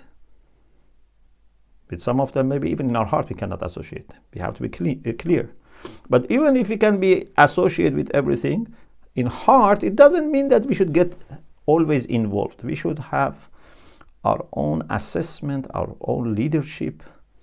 We should save our energy for more important things. But at the same time, of course, we cannot be indifferent. So it's very much important to discern. So these wakils were able to give guidance to the Shia and protect them, especially in those very critical times that one mistake could lead to catastrophes, killing of Shia and torturing of Shia. And we also have to remember that, unlike what some people think, Shia today also are not in a good and peaceful and relaxed situation, and we should be very careful. Another thing was to prepare Shia for the time of ghaibah. So little by little, Shia learned that they may not have direct access to imams. They may have access through wakil, through representative.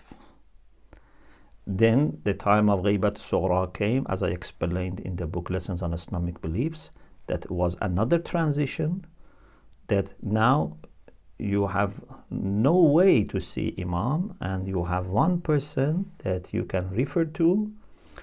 And again, this trained the Shia, so that then a time of Ghaibat Kubra happens, that even one person is not appointed specifically. And if the Shia, right from the time of Imam Baqir and Sadiq, that were able to go to Imam, listen to Imam, visit him when they go for Hajj or Ziyarah, if all of a sudden Ghaibat Kubra had started, they were not able to cope with this. So this network of Wukala was a preparation for the time of Ghaibah. They were also able to do some charity work, some welfare work. There were needy Shia, there were maybe needy of non-Shia also people. They were able to help them, to look after them, as we have also indicated in the letters of Imam. So this was also one of their tasks, to do some charity work, some welfare and social welfare activities. Okay. One of our brothers in Qom, he has done a good research on this, and he has written a book about this network of Wukala, and he says that according to his survey, and he is one of the people who has really done good work in this area. In the time of Imam Sadiq alayhi salam, there were 6 wakils altogether. 6 major, these are major representatives. In the time of Imam Kadhim, 13. In the time of Imam Raza alayhi salam, 10. In the time of Imam Jawad, 13. In the time of Imam Hadi, 14. In the time of Imam Askari alayhi salam, 21. So it's not that there was a fixed number. It's not that it always increased, sometimes increased, sometimes decreased. I think what was a determining factor was how much need was there and who was qualified. Many times I think about this issue, and I'm not saying this is the definite answer, but sometimes I think if we don't have qualified people, it's better to leave the position empty rather than finding someone and put in a position that they are not qualified for. And perhaps this can be an example that Imams were not putting any person in this position unless they were sure that this person is qualified. Yes, maybe we can, for example, sometimes have a kind of second level of operation. For example, if we don't have a surgeon to do surgery in the operation theater in the hospital, we cannot put another person, even if it's, for example, a surgeon to be or a nurse, say you do the surgery. No, unless we have a qualified surgeon, or we don't do surgery. But we can say our hospital doesn't have surgeon, but we can have a lower level of operation. For example, we have nurses who can look into your injury, help you with some first aid or a little more specialized aid to help you reach the another hospital which has the surgeon. Make it closer to our community. For example, we can say in our community we don't have alim who occupies the position of resident alim, either because we don't have means to bring them, or we couldn't find qualified people. Anyway, we don't have resident alim, but we have assistant alim. We keep the position of resident alim empty, and we say this person is assistant alim, so that he knows what is his limit, people know what to expect, and also it always tell people that we have to fill this gap. But if we don't have resident alim, and then we bring someone who is not qualified, say resident alim, say okay, everything is functioning, so we don't need to look for any alim. That's fine. So Imams alayhimus salam didn't keep a fixed number, because for them it was very important to find qualified people. And as I said, it seems to me that it's many times, if not always, better to leave positions empty, especially positions that are religious and positions that deal with the life of people or the faith of people. It's better to leave it empty instead of filling this with people who are not qualified.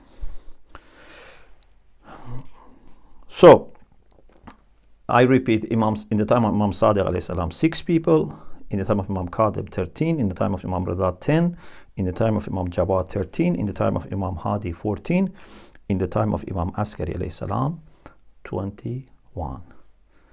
Then by the martyrdom of Imam Askari we enter al-ghaybat al-suqra, minor occultation. Then we have those Nawab Khas, those who were specifically appointed by Imam Zaman, and they were in charge, of course, of this network, but they were not in a equal level to other wakil. So we can say there was one major wakil, one major deputy of Imam alayhi salam, and inshallah we will talk about these 4 people, inshallah, maybe from tomorrow.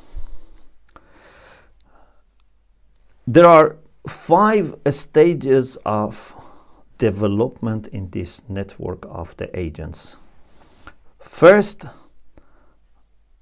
from the time of Imam Sadiq alayhi salam, which coincided beginning of Abbasids, because Imam Sadiq partly lived a time of Umayyads, partly time of Abbasids. So from the beginning of the Abbasid era, this started. The second stage is development of this network from the time of Imam Kadhim alayhi salam. So he expanded, Imam Sadiq started, Imam Kadhim expanded this network, and this continued till the time of Imam Jawad alayhi salam. The third stage is in the time of Askariyain.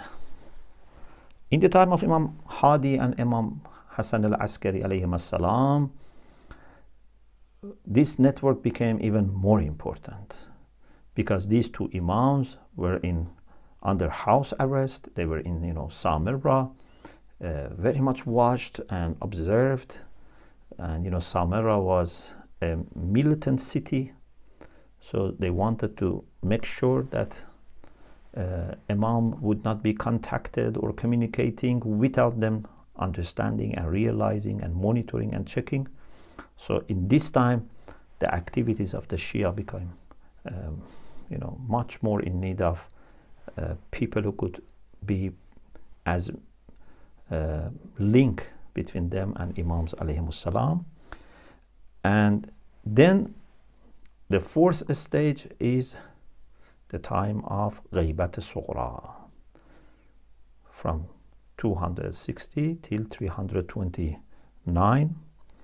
And here we have these four deputies of Imam Mahdi Ajjalallahu Ta'ala Farajahu Sharif.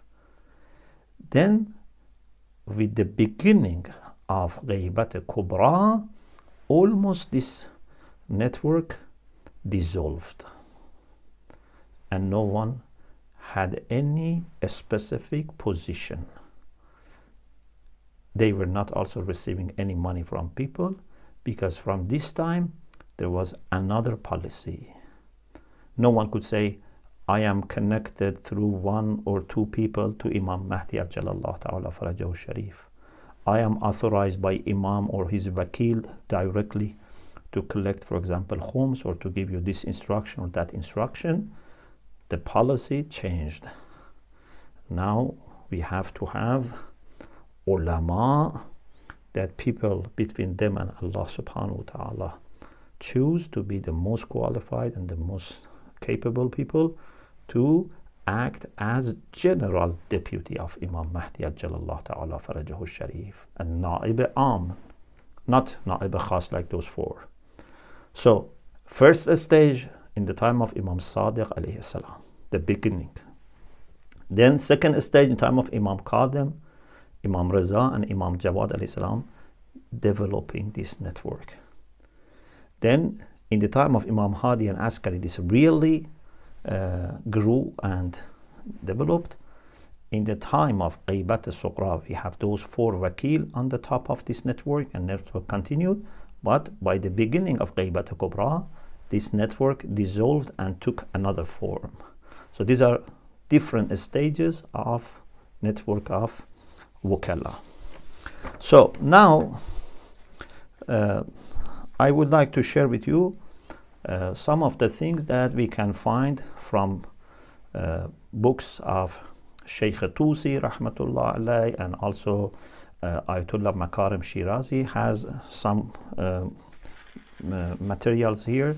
So quickly we refer to the time of Imam Hadi and Imam Askari, because we want to reach Ghaybat al-Sughra and then go to Ghaybat al-Kubra. So we go to the stage of full development of this network in the time of Askariya, and Imam Hadi and Imam Askari alayhi salam. According to Ayatollah Makarim Shirazi, there were four major regions that Imam alayhi salam, Imam Hadi alayhi salam, had appointed his Wakil. So he had divided the Shia community into four major groups, geographical groups. One region was Baghdad, Madain, and Kufa. Baghdad, Madain, Kufa, and anything between them. Another region was Basra and Ahwaz, southern Iraq and southern Iran, that place, Basra and Ahwaz. The third was Qom and Hamadan, almost central Iran. The fourth was Hijaz, Yemen, and Egypt. Hijaz, Yemen, and Egypt. So these four places, Baghdad, Madain, Kufa, Basra and Ahwaz, Qom and Hamadan, Hijaz, Yemen, and Misr, Egypt. So these four major regional places for the Wakils of Imam alayhi salam. And of course, every Wakil then had his own agents who were reporting to him and were accountable to him. They could, appoint other people. In the year 232, Imam Hadi alayhi salam wrote this letter.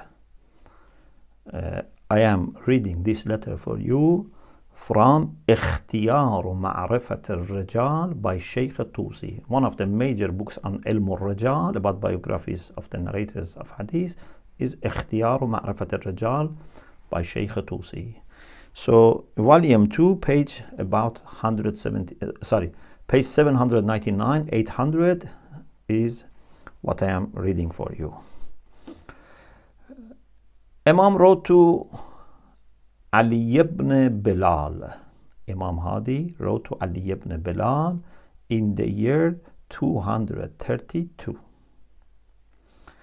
Bismillah ar-Rahman ar-Rahim.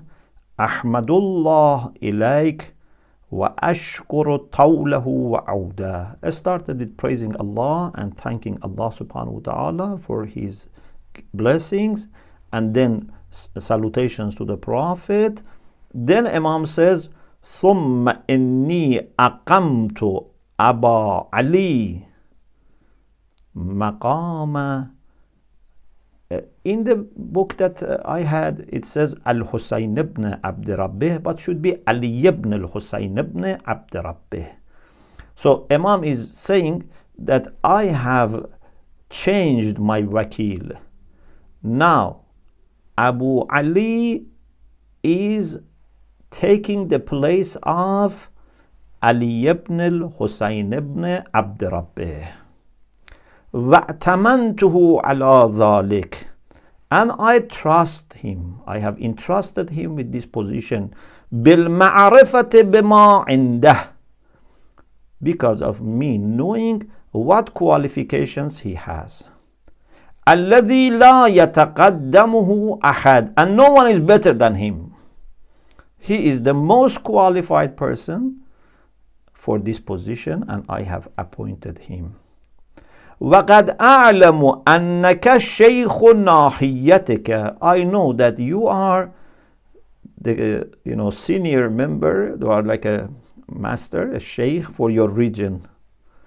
It's not the whole region, big region, one of four regions, but for his own area. He was a respected person, and he was someone that was a kind of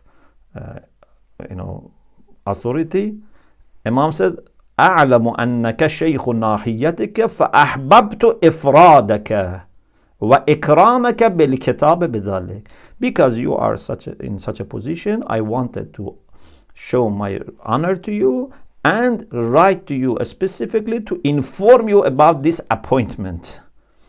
So, because if other people were not informed, they may think that perhaps this is not a true appointment. Maybe this is a lie, or maybe they could think that for any reason someone else in the position, or they themselves can continue. So Imam made it very clear. فَعَلَيْكَ بِالطَّاعَةِ لَهُ.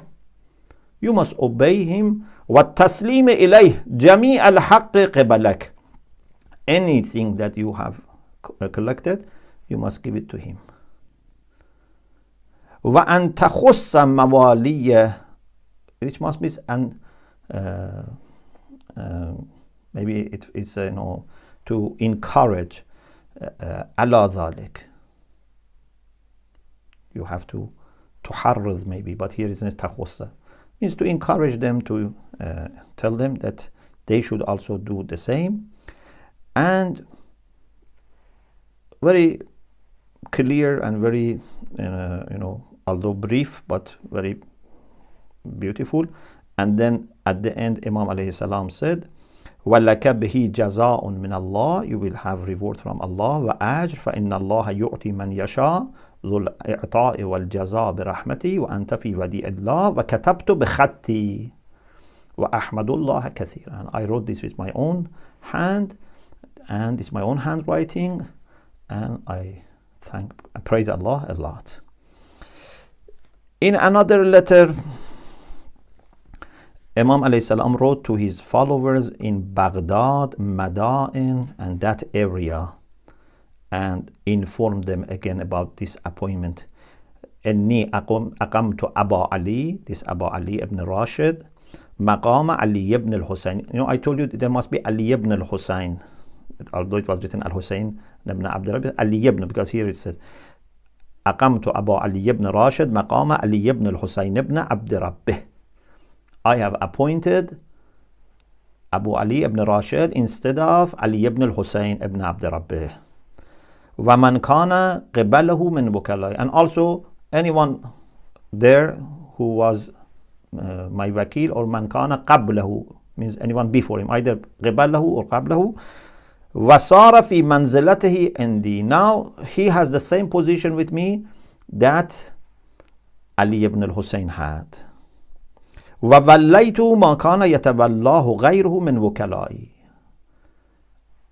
any position that my wukala had with you before now is given to Abu Ali. لِيَقْبِضَ حَقِّي, so that he receives my haqq, any right that I have, any money, anything that belongs to me, he has wukala to receive on my behalf. وَارْتَضَيْتُهُ لَكُمْ وَقَدَّمْتُهُ عَلَى غَيْرِهِ فِي ذَلِكَ, I am pleased with him for you, means he is qualified and satisfactory to me. And قدمته على غيره في ذلك, he is in the highest position. وهو أهله وموضعه, and he is suitable for this, he is qualified for this. And also Imam advised them not to create, fraction with him. He says, لا تجعلوا له على أنفسكم علة, don't let any problem happen between you and him. فَعَلَيْكُمْ بِالْخُرُوجِ عَنْ ذَلِكَ وَالتَّسَرُّعِ إِلَى طَاعَةِ اللَّهِ. If any problem happens, quickly come out of that problem, solve and fix that problem, and quickly obey Allah subhanahu wa ta'ala. وَتَحْلِيلَ أَمْوَالِكُمْ, make your amwal halal by giving your duties, and preserve your blood. وَالْحِقْنِ لِدِمَائِكُمْ وَتَعَاوَنُوا عَلَى الْبِرِّ وَالتَّقْوَى, and you should collaborate. Imam wants the Shia to cooperate. عَلَى الْبِرِّ وَالتَّقْوَى, for kindness and piety. We don't have any secret agenda, we don't have any sectarian reasons for collaboration, any, political. بِرِّ وَالتَّقْوَى. But because we have enemies, sometimes even birr wa taqwa has to somehow be kept unknown to the enemies. But everything is birr wa taqwa, everything is light, everything is love, everything is, virtues. وَاتَّقُوا اللَّهَ لَعَلَّكُمْ تُرْحَمُونَ. وَاتَّقُوا اللَّهَ لَعَلَّكُمْ تُرْحَمُونَ. Have piety of Allah. May Allah inshallah send you His mercy. وَاعْتَصِمُوا بِحَبْلِ اللَّهِ جَمِيعًا. And you should all grasp and hold on to the rope of Allah. So the issue of unity. وَلَا تَمُوتُنَّ إِلَّا وَأَنْتُمْ مُسْلِمُونَ. And you must not die unless you are submissive to Allah subhanahu wa ta'ala. فَقَدْ أَوْجَبْتُ فِي طَاعَتِهِ طَاعَتِي وَالْخُرُوجُ إِلَىٰ إِسْيَانِهِ الْخُرُوجُ إِلَىٰ عِسْيَانِهِ. His obedience is my obedience. It means to obey him is like obeying me. To disobey him is like disobeying me. فَالْزَمُوا الطَّرِيقِ يَعْجُرْكُمُ اللَّهِ. Be committed to the path. Don't deviate, don't go astray. Allah would inshallah reward you. وَيَزِيدُكُم مِّن فَضْلِهِ. If you have piety and commitment, Allah inshallah would give you more. Again at the end Imam says كَتَبْتُهُ بِخَطِّي وَالْحَمْدُ لِلَّهِ كَثِيرًا. I wrote this with my own hand. There is another letter that Imam alayhi salam says to Ayyub ibn Nuh, the son of Nuh, that don't disagree with Abu Ali. So Imam was very careful not to let any problems happen. The best thing is if we can do things in the way that no problems start in the first place. Look at Imam in that difficult time, difficult ways of communication. Not only appoints a person and sends message through reliable channels, but also communicates to other people to inform them, prepare them, emphasize on unity. because if these people started to disagree, it could affect the whole Shia community. And then to fix it later either is impossible or would be very costly. So it's better good to prevent any disagreement from the first place, in the first place. آمرك يا أيوب ابن نوح أن تقطع الإكثار بينك وبين أبي علي وأن يلزم كل واحد منكما ما وكل به. You should not too much, interact or conflict or, discuss and argue or, Ikthar means to do something a lot, but perhaps means, arguing. And each of you should focus on his own responsibility. يَلْزَمْ كُلُّ وَاحِدٍ مِنْكُمَا مَا وُكِّلَ بِهِ. Whatever I have commissioned you, whatever is your position, your responsibility, you should be committed to that. وَالْأَمْرُ بِالْقِيَامِ فِيهِ. And every person should take care of whatever is for his own ناحية, بأمر ناحيته, for his own region. فإنكم إذا انتهيتم إلى كل ما أمرتم به استغنيتم بذلك عن معاودتي. Imam says, if you end up with whatever you were asked to do, استغنيتم بذلك عن معاودتي. You don't need my help, you don't need my to communicate me. If you do what you are told to do, you don't need to check with me. Do it properly, focus on this. I have trust in you. So you don't need to come back to me and refer to me, because referring to Imam had two problems. One was that they would not be confident, and people also would not trust them if they knew that they had to get permission again and again, and also could create danger for Imam and for these people when government and the Khulafa were realizing that always there is communication. Also Imam said to Abu Ali, وَآمُرَكَ يَا أَبَا عَلِي بِمِثْلِ مَا آمُرَكَ يَا أَيُّوب. The same thing that I'm saying to Ayub, I'm saying to you. You don't interfere in his region, he should not interfere in your region. أَلَّا تَقْبَلَ مِنْ أَحَدٍ مِنْ أَهْلِ بَغْدَادِ وَالْمَدَائِنِ شَيْئًا يَحْمِلُونَهُ. You should not take anything from people of Baghdad and Madain if they bring to you. Sometimes people say, Maulana, we trust you, we love you more. We don't trust this Maulana in our city. If that Maulana is appointed by the same person who has appointed you, then you should not take. No. The same Agha who has appointed me has appointed him. Go and give to him. I cannot take it. This is not my territory. If there's an issue, give it to Agha himself. So,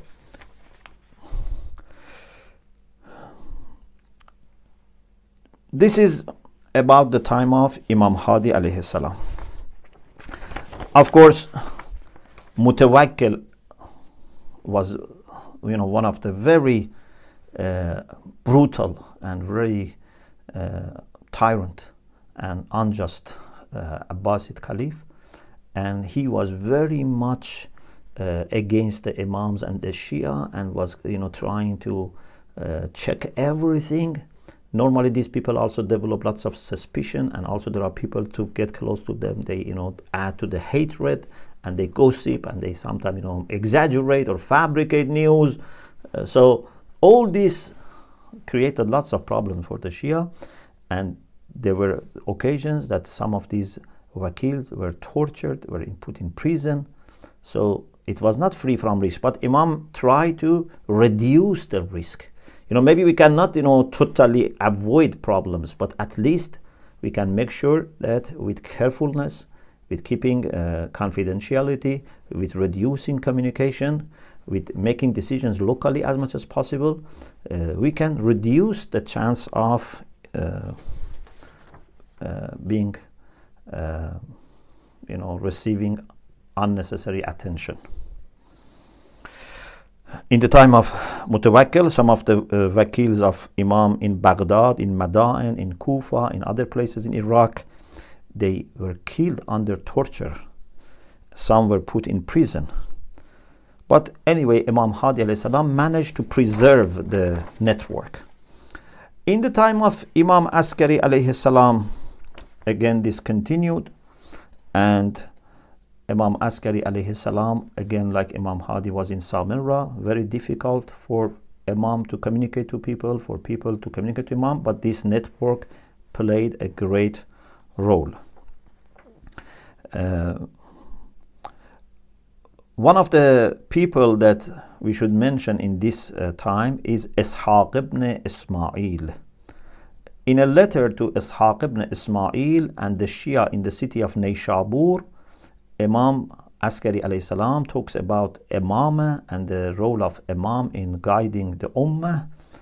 And then he says, O Ishaq, you are my envoy to Ibrahim ibn Abdih, and tell him that the letter that I have sent with Muhammad Musa Nayshaburi should be acted upon.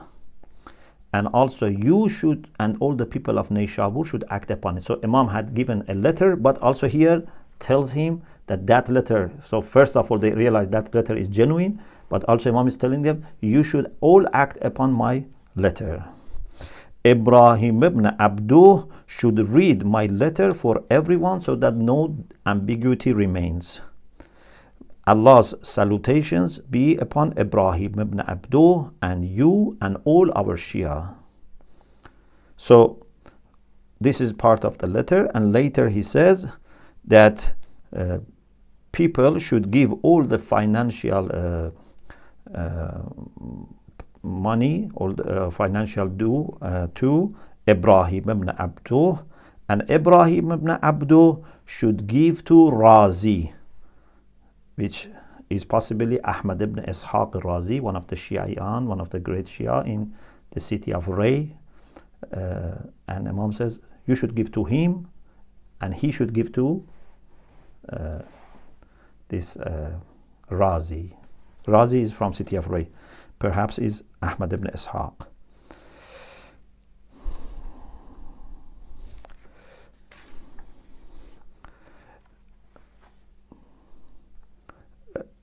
Ayatollah Makarim Shirazi says that according to some sources, Ahmad ibn Ishaq Qummi al-Ash'ari, who was teacher of Sheikh al-Saduq, one of the teachers of Sheikh al-Saduq, was a representative of Imam Askari, and he was responsible for the city of Qom to take khums and other funds on behalf of Imam and spend it according to the way that he had permission. And one of the, for example, report says that he after meeting the local needs, he sent 160 bundles or packs of gold and silver from the Shia of Qom to Imam alayhi salam. Also, for example, there were people who were responsible for endowments in Qom, and there is a mosque in Qom, Masjid Imam Askari, that was built with the instruction of Imam Askari, and it's as old. Of course, they have rebuilt the mosque, but Imam alayhi salam gave instruction for building this mosque. Another person, for example, in the time of Imam Askari is Ibrahim ibn Mahziyar, who was Wakil of Imam. He was from Ahwaz, from south western Iran, and he had some money for Imam Askari alayhi salam, but when Imam Askari alayhi salam was killed, he was very worried. He was also dying, so he told his son to give it to Imam Zaman, and his son gave it to Imam Zaman, and Imam Zaman made him his representative in that part in the time of Ghaybat al-Suqra through the deputy of Imam alayhi salam.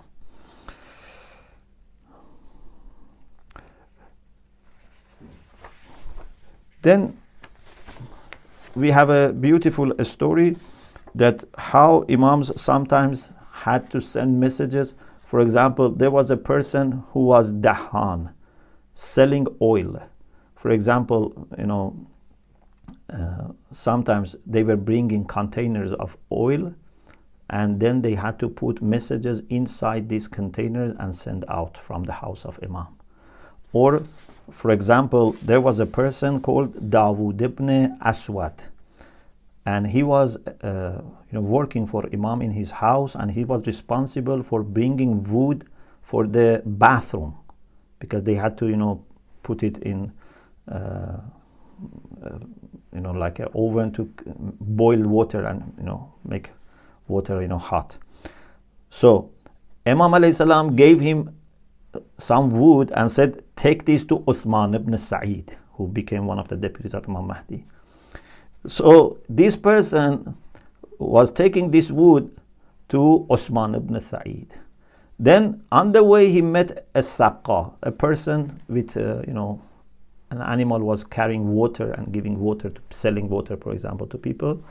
So the animal of this saqqa was not moving. So he told him, help me. And he wanted to, push this animal, and this wood broke. And then he saw there is inside of this wood, some letters. And he quickly went back. As soon as he reached, Imam told him that, why you get into things that are not relevant to you.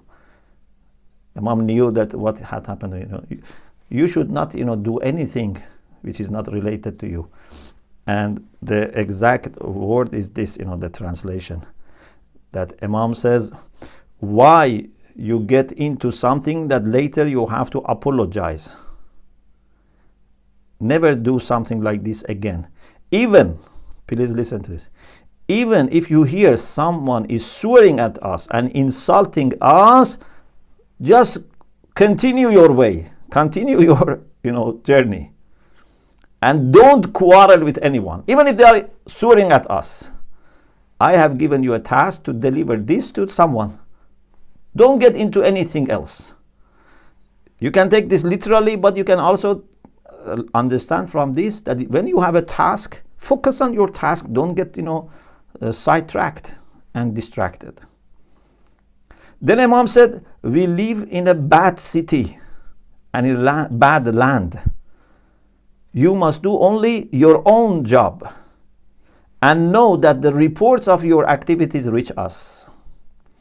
So Imams were very careful, and although they had no fear at all about death, no one can think that Imams had any worry about death or martyrdom, but this doesn't mean that you just do things carelessly, and everything was very carefully planned.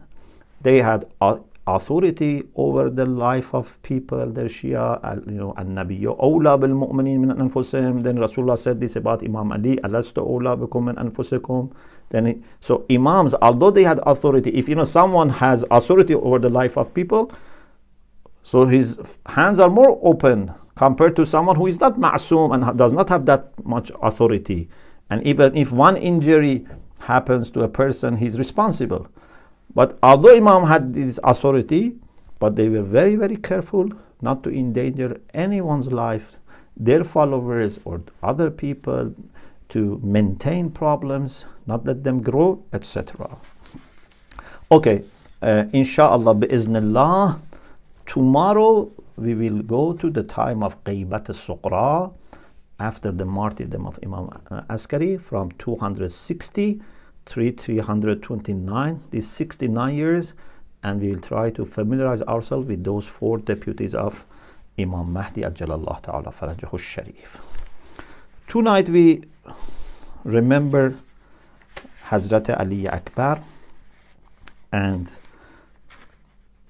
as you know, he was a very special person in the whole family of Imam Hussein. Although everyone was very pious, very virtuous, but Hazrat Ali Akbar was somehow outstanding in the sense that he was morally and also physically resembling the Prophet the most. You know, when Imam Hussein alayhi salam says that whenever we missed the Prophet, we used to look at Ali Akbar. This is very important because Imam Hussein lived with the Prophet for many years, so he knows very clearly how the Prophet looked.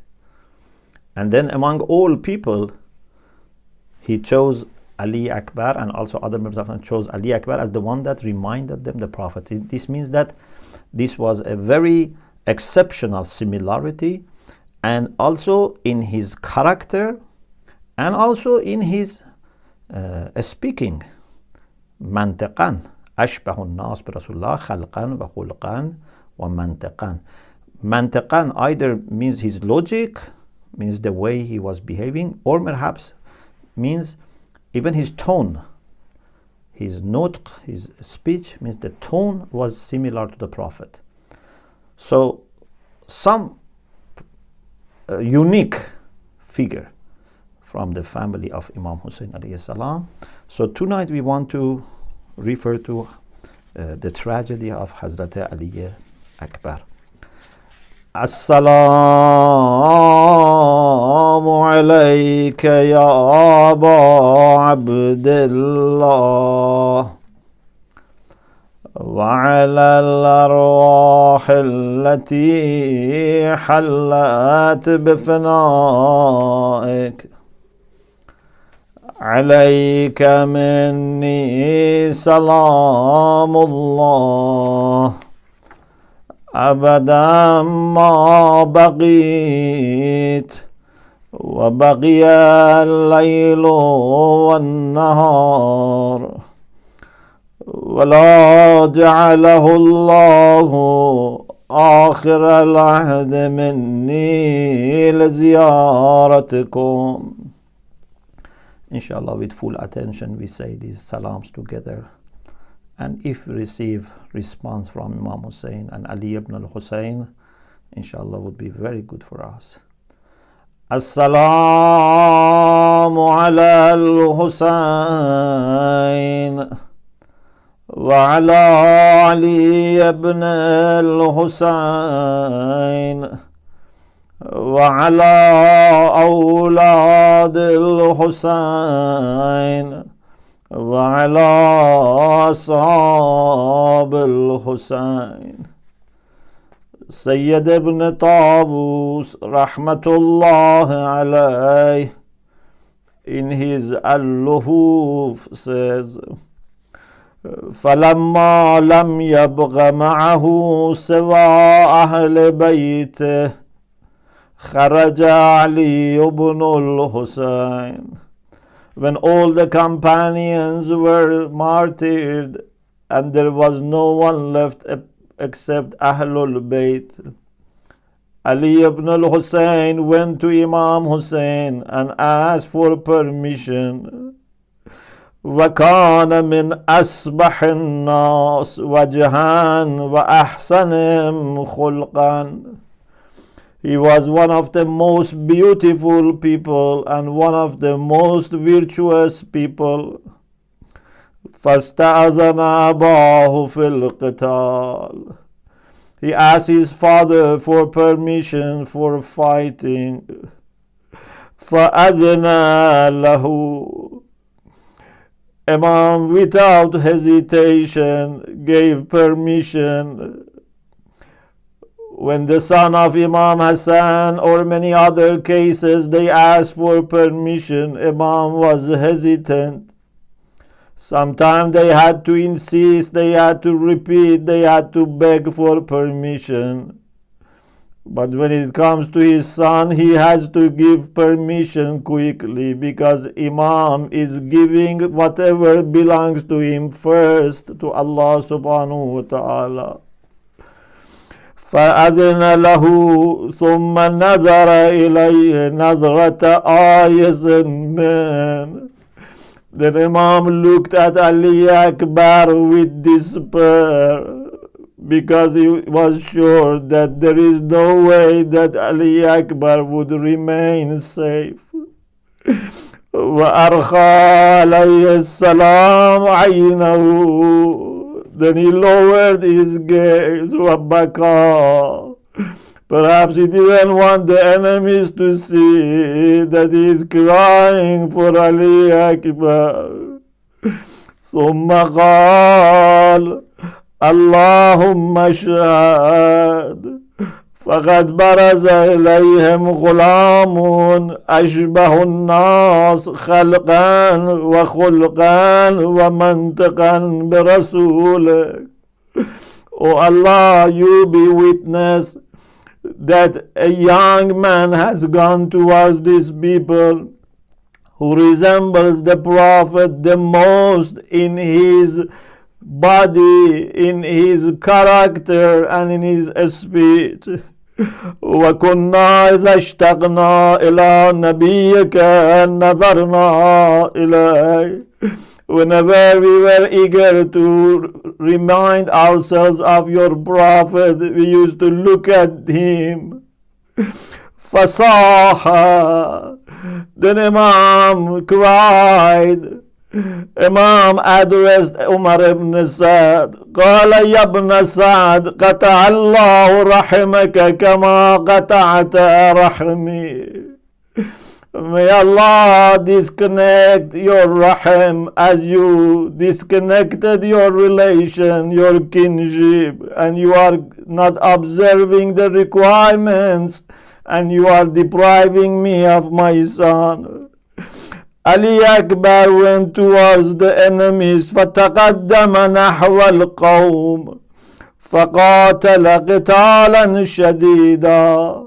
Although he was young, but his son of Hussein, his grandson of Ali, so he was very strong in his battlefield and in his fight. وَقَتَلَ جَمْعًا كَثِيرًا. And he killed many of the enemies. ثُمَّ رَجَعَ إِلَىٰ أَبِي. Then he went back to his father وَقَالَ يَا أَبَتِ الْعَتَشُ قَدْ قَتَلَنِي وَثِغْلُ الْحَدِيدِ قَدْ أَجْهَدَنِي. He said to his father, "O father, thirst is killing me, and the heaviness of this iron is making it difficult for me." Of course, maybe this was an excuse for Ali Akbar to go back to Imam Hussein. فهل إلى شربة من الماء سبيل. Is there any way I can have a little water? فبكى الحسين عليه السلام. Again Imam Hussein cried وقال واقوسا يا بني قاتل قليلا. My dear son, just continue a little bit more. فما أسرع ما تلقى جدك محمد. It's not going to take that long that you are going to meet your grandfather, the Prophet. فيسقيك بكأس الأوفاء شربة لا تظمأ بعدها أبدا. Your grandfather will give you water that after that you will never become thirsty. فرجع إلى موقف النزال. Ali Akbar went back to the battlefield. وقاتل أعظم القتال. Despite his young age, despite his thirst and tiredness, he was fighting lots of enemies very strongly. And again, out of their dishonesty, out of lacking virtues, they didn't fight him one by one. The text says, فَرَمَاهُ مُنْقِذُ بْنُ مُرَّةِ الْعَبْدِ بِسَحْمٍ. Munqiz ibn Murrah from distance sent an arrow towards Ali Akbar فَصَرَعَهُ. And that caused Ali Akbar to fall down. فَنَادَى. These are the last words of Ali Akbar in this world.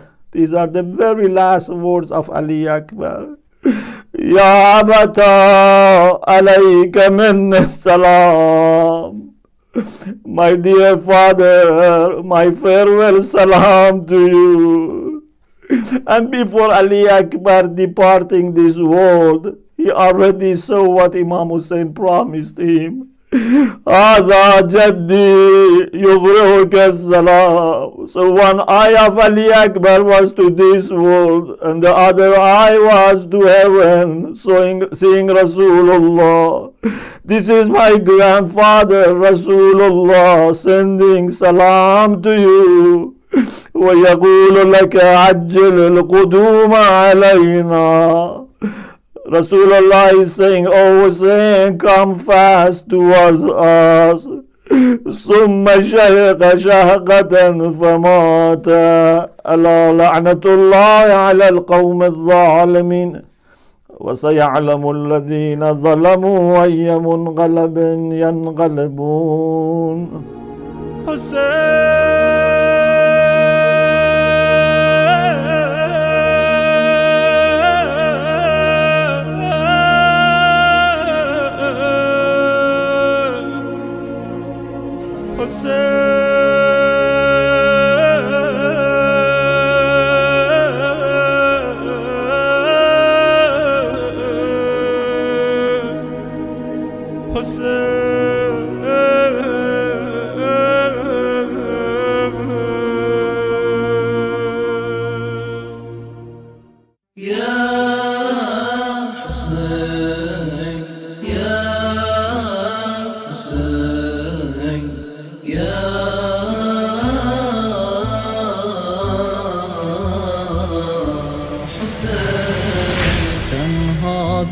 سر افتاده بر زمین با شور و نوا مادر جان ببین. تنها بی سر افتاده بر زمین با شور و نوا مادر جان ببین. تنها مانده زهرا حسین تو مانده بر عالم غم فرزند تو عالم در عذاب عالم در عذاب یا حسین مولا. در این عالم بغیر از تو ندیده کس لب عطشان که تنها مانده بودی در میان لشکر بریدن چون گلویت را شکستن قلب زهرا را رقیت دخترت بیدار بخواهد از عمو جان آب شد ماه عذاب بر آل عبا در دشت بلا. ای وای ای خدا تنها مانده زهرا حسین تو مانده بر عالم غم فرزند تو عالم در عذاب عالم در عذاب. تنها بی سر افتاده بر زمین با شور و نوا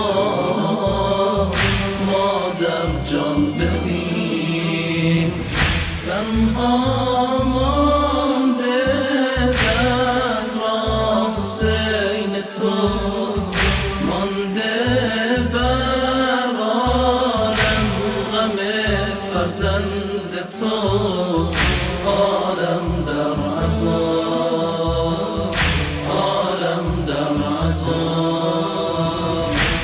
یا حسین مولا میان علقم عباس برای کودکان بیتاب ننوشید آن یل غیرت بساند تاب تفلاب. علم افتاد و مشک افتاد ز دست با وفا عباس. حسین اما لب عطشان صدا زد یا اخا عباس. عباس رشید گشت نومید دشمن سوی او خنجر می کشید. با اشک و درد می گوید حسین من مانده بر عالم غم فرزند تو، عالم در عذاب، عالم در عذاب. تنها بی سر افتاده بر زمین با شور و نوا مادر جان ببین. تنها مانده در راه حسین تو، مانده بر عالم غم فرزند تو، عالم در عذاب، عالم در عذاب. یا حسین مولا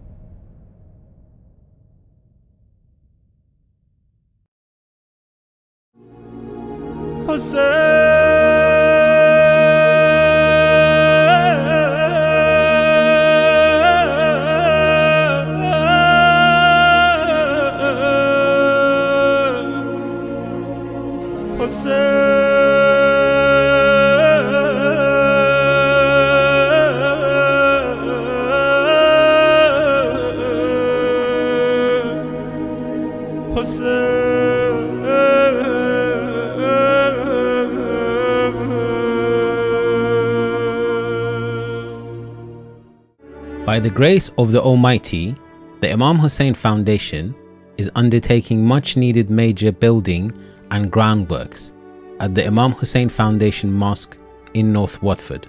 A lot of work has been done already. However, we are in urgent need of funds amounting to £23,000, which are needed for wudu and washing facilities, repairing damage and refurbishment of men's hall, groundworks at the rear of the site for parking facilities, lighting and carpets for the prayer hall.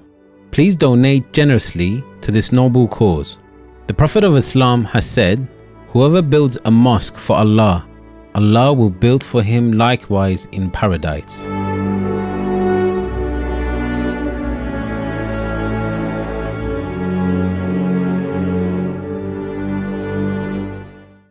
السلام عليك يا أبا عبد الله وعلى الأرواح التي حلت بفنائك عليك مني سلام الله أبدا ما بقيت وبقي الليل والنهار، ولا جعله الله آخر العهد مني لزيارتكم.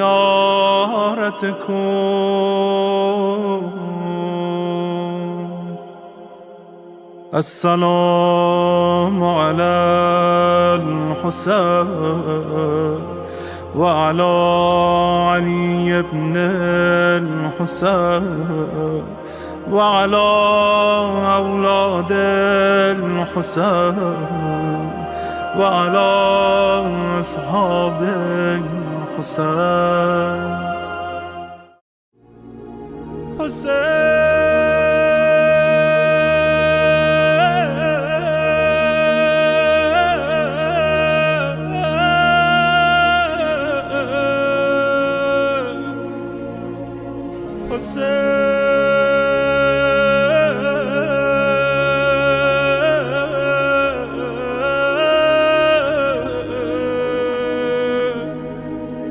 Hussein.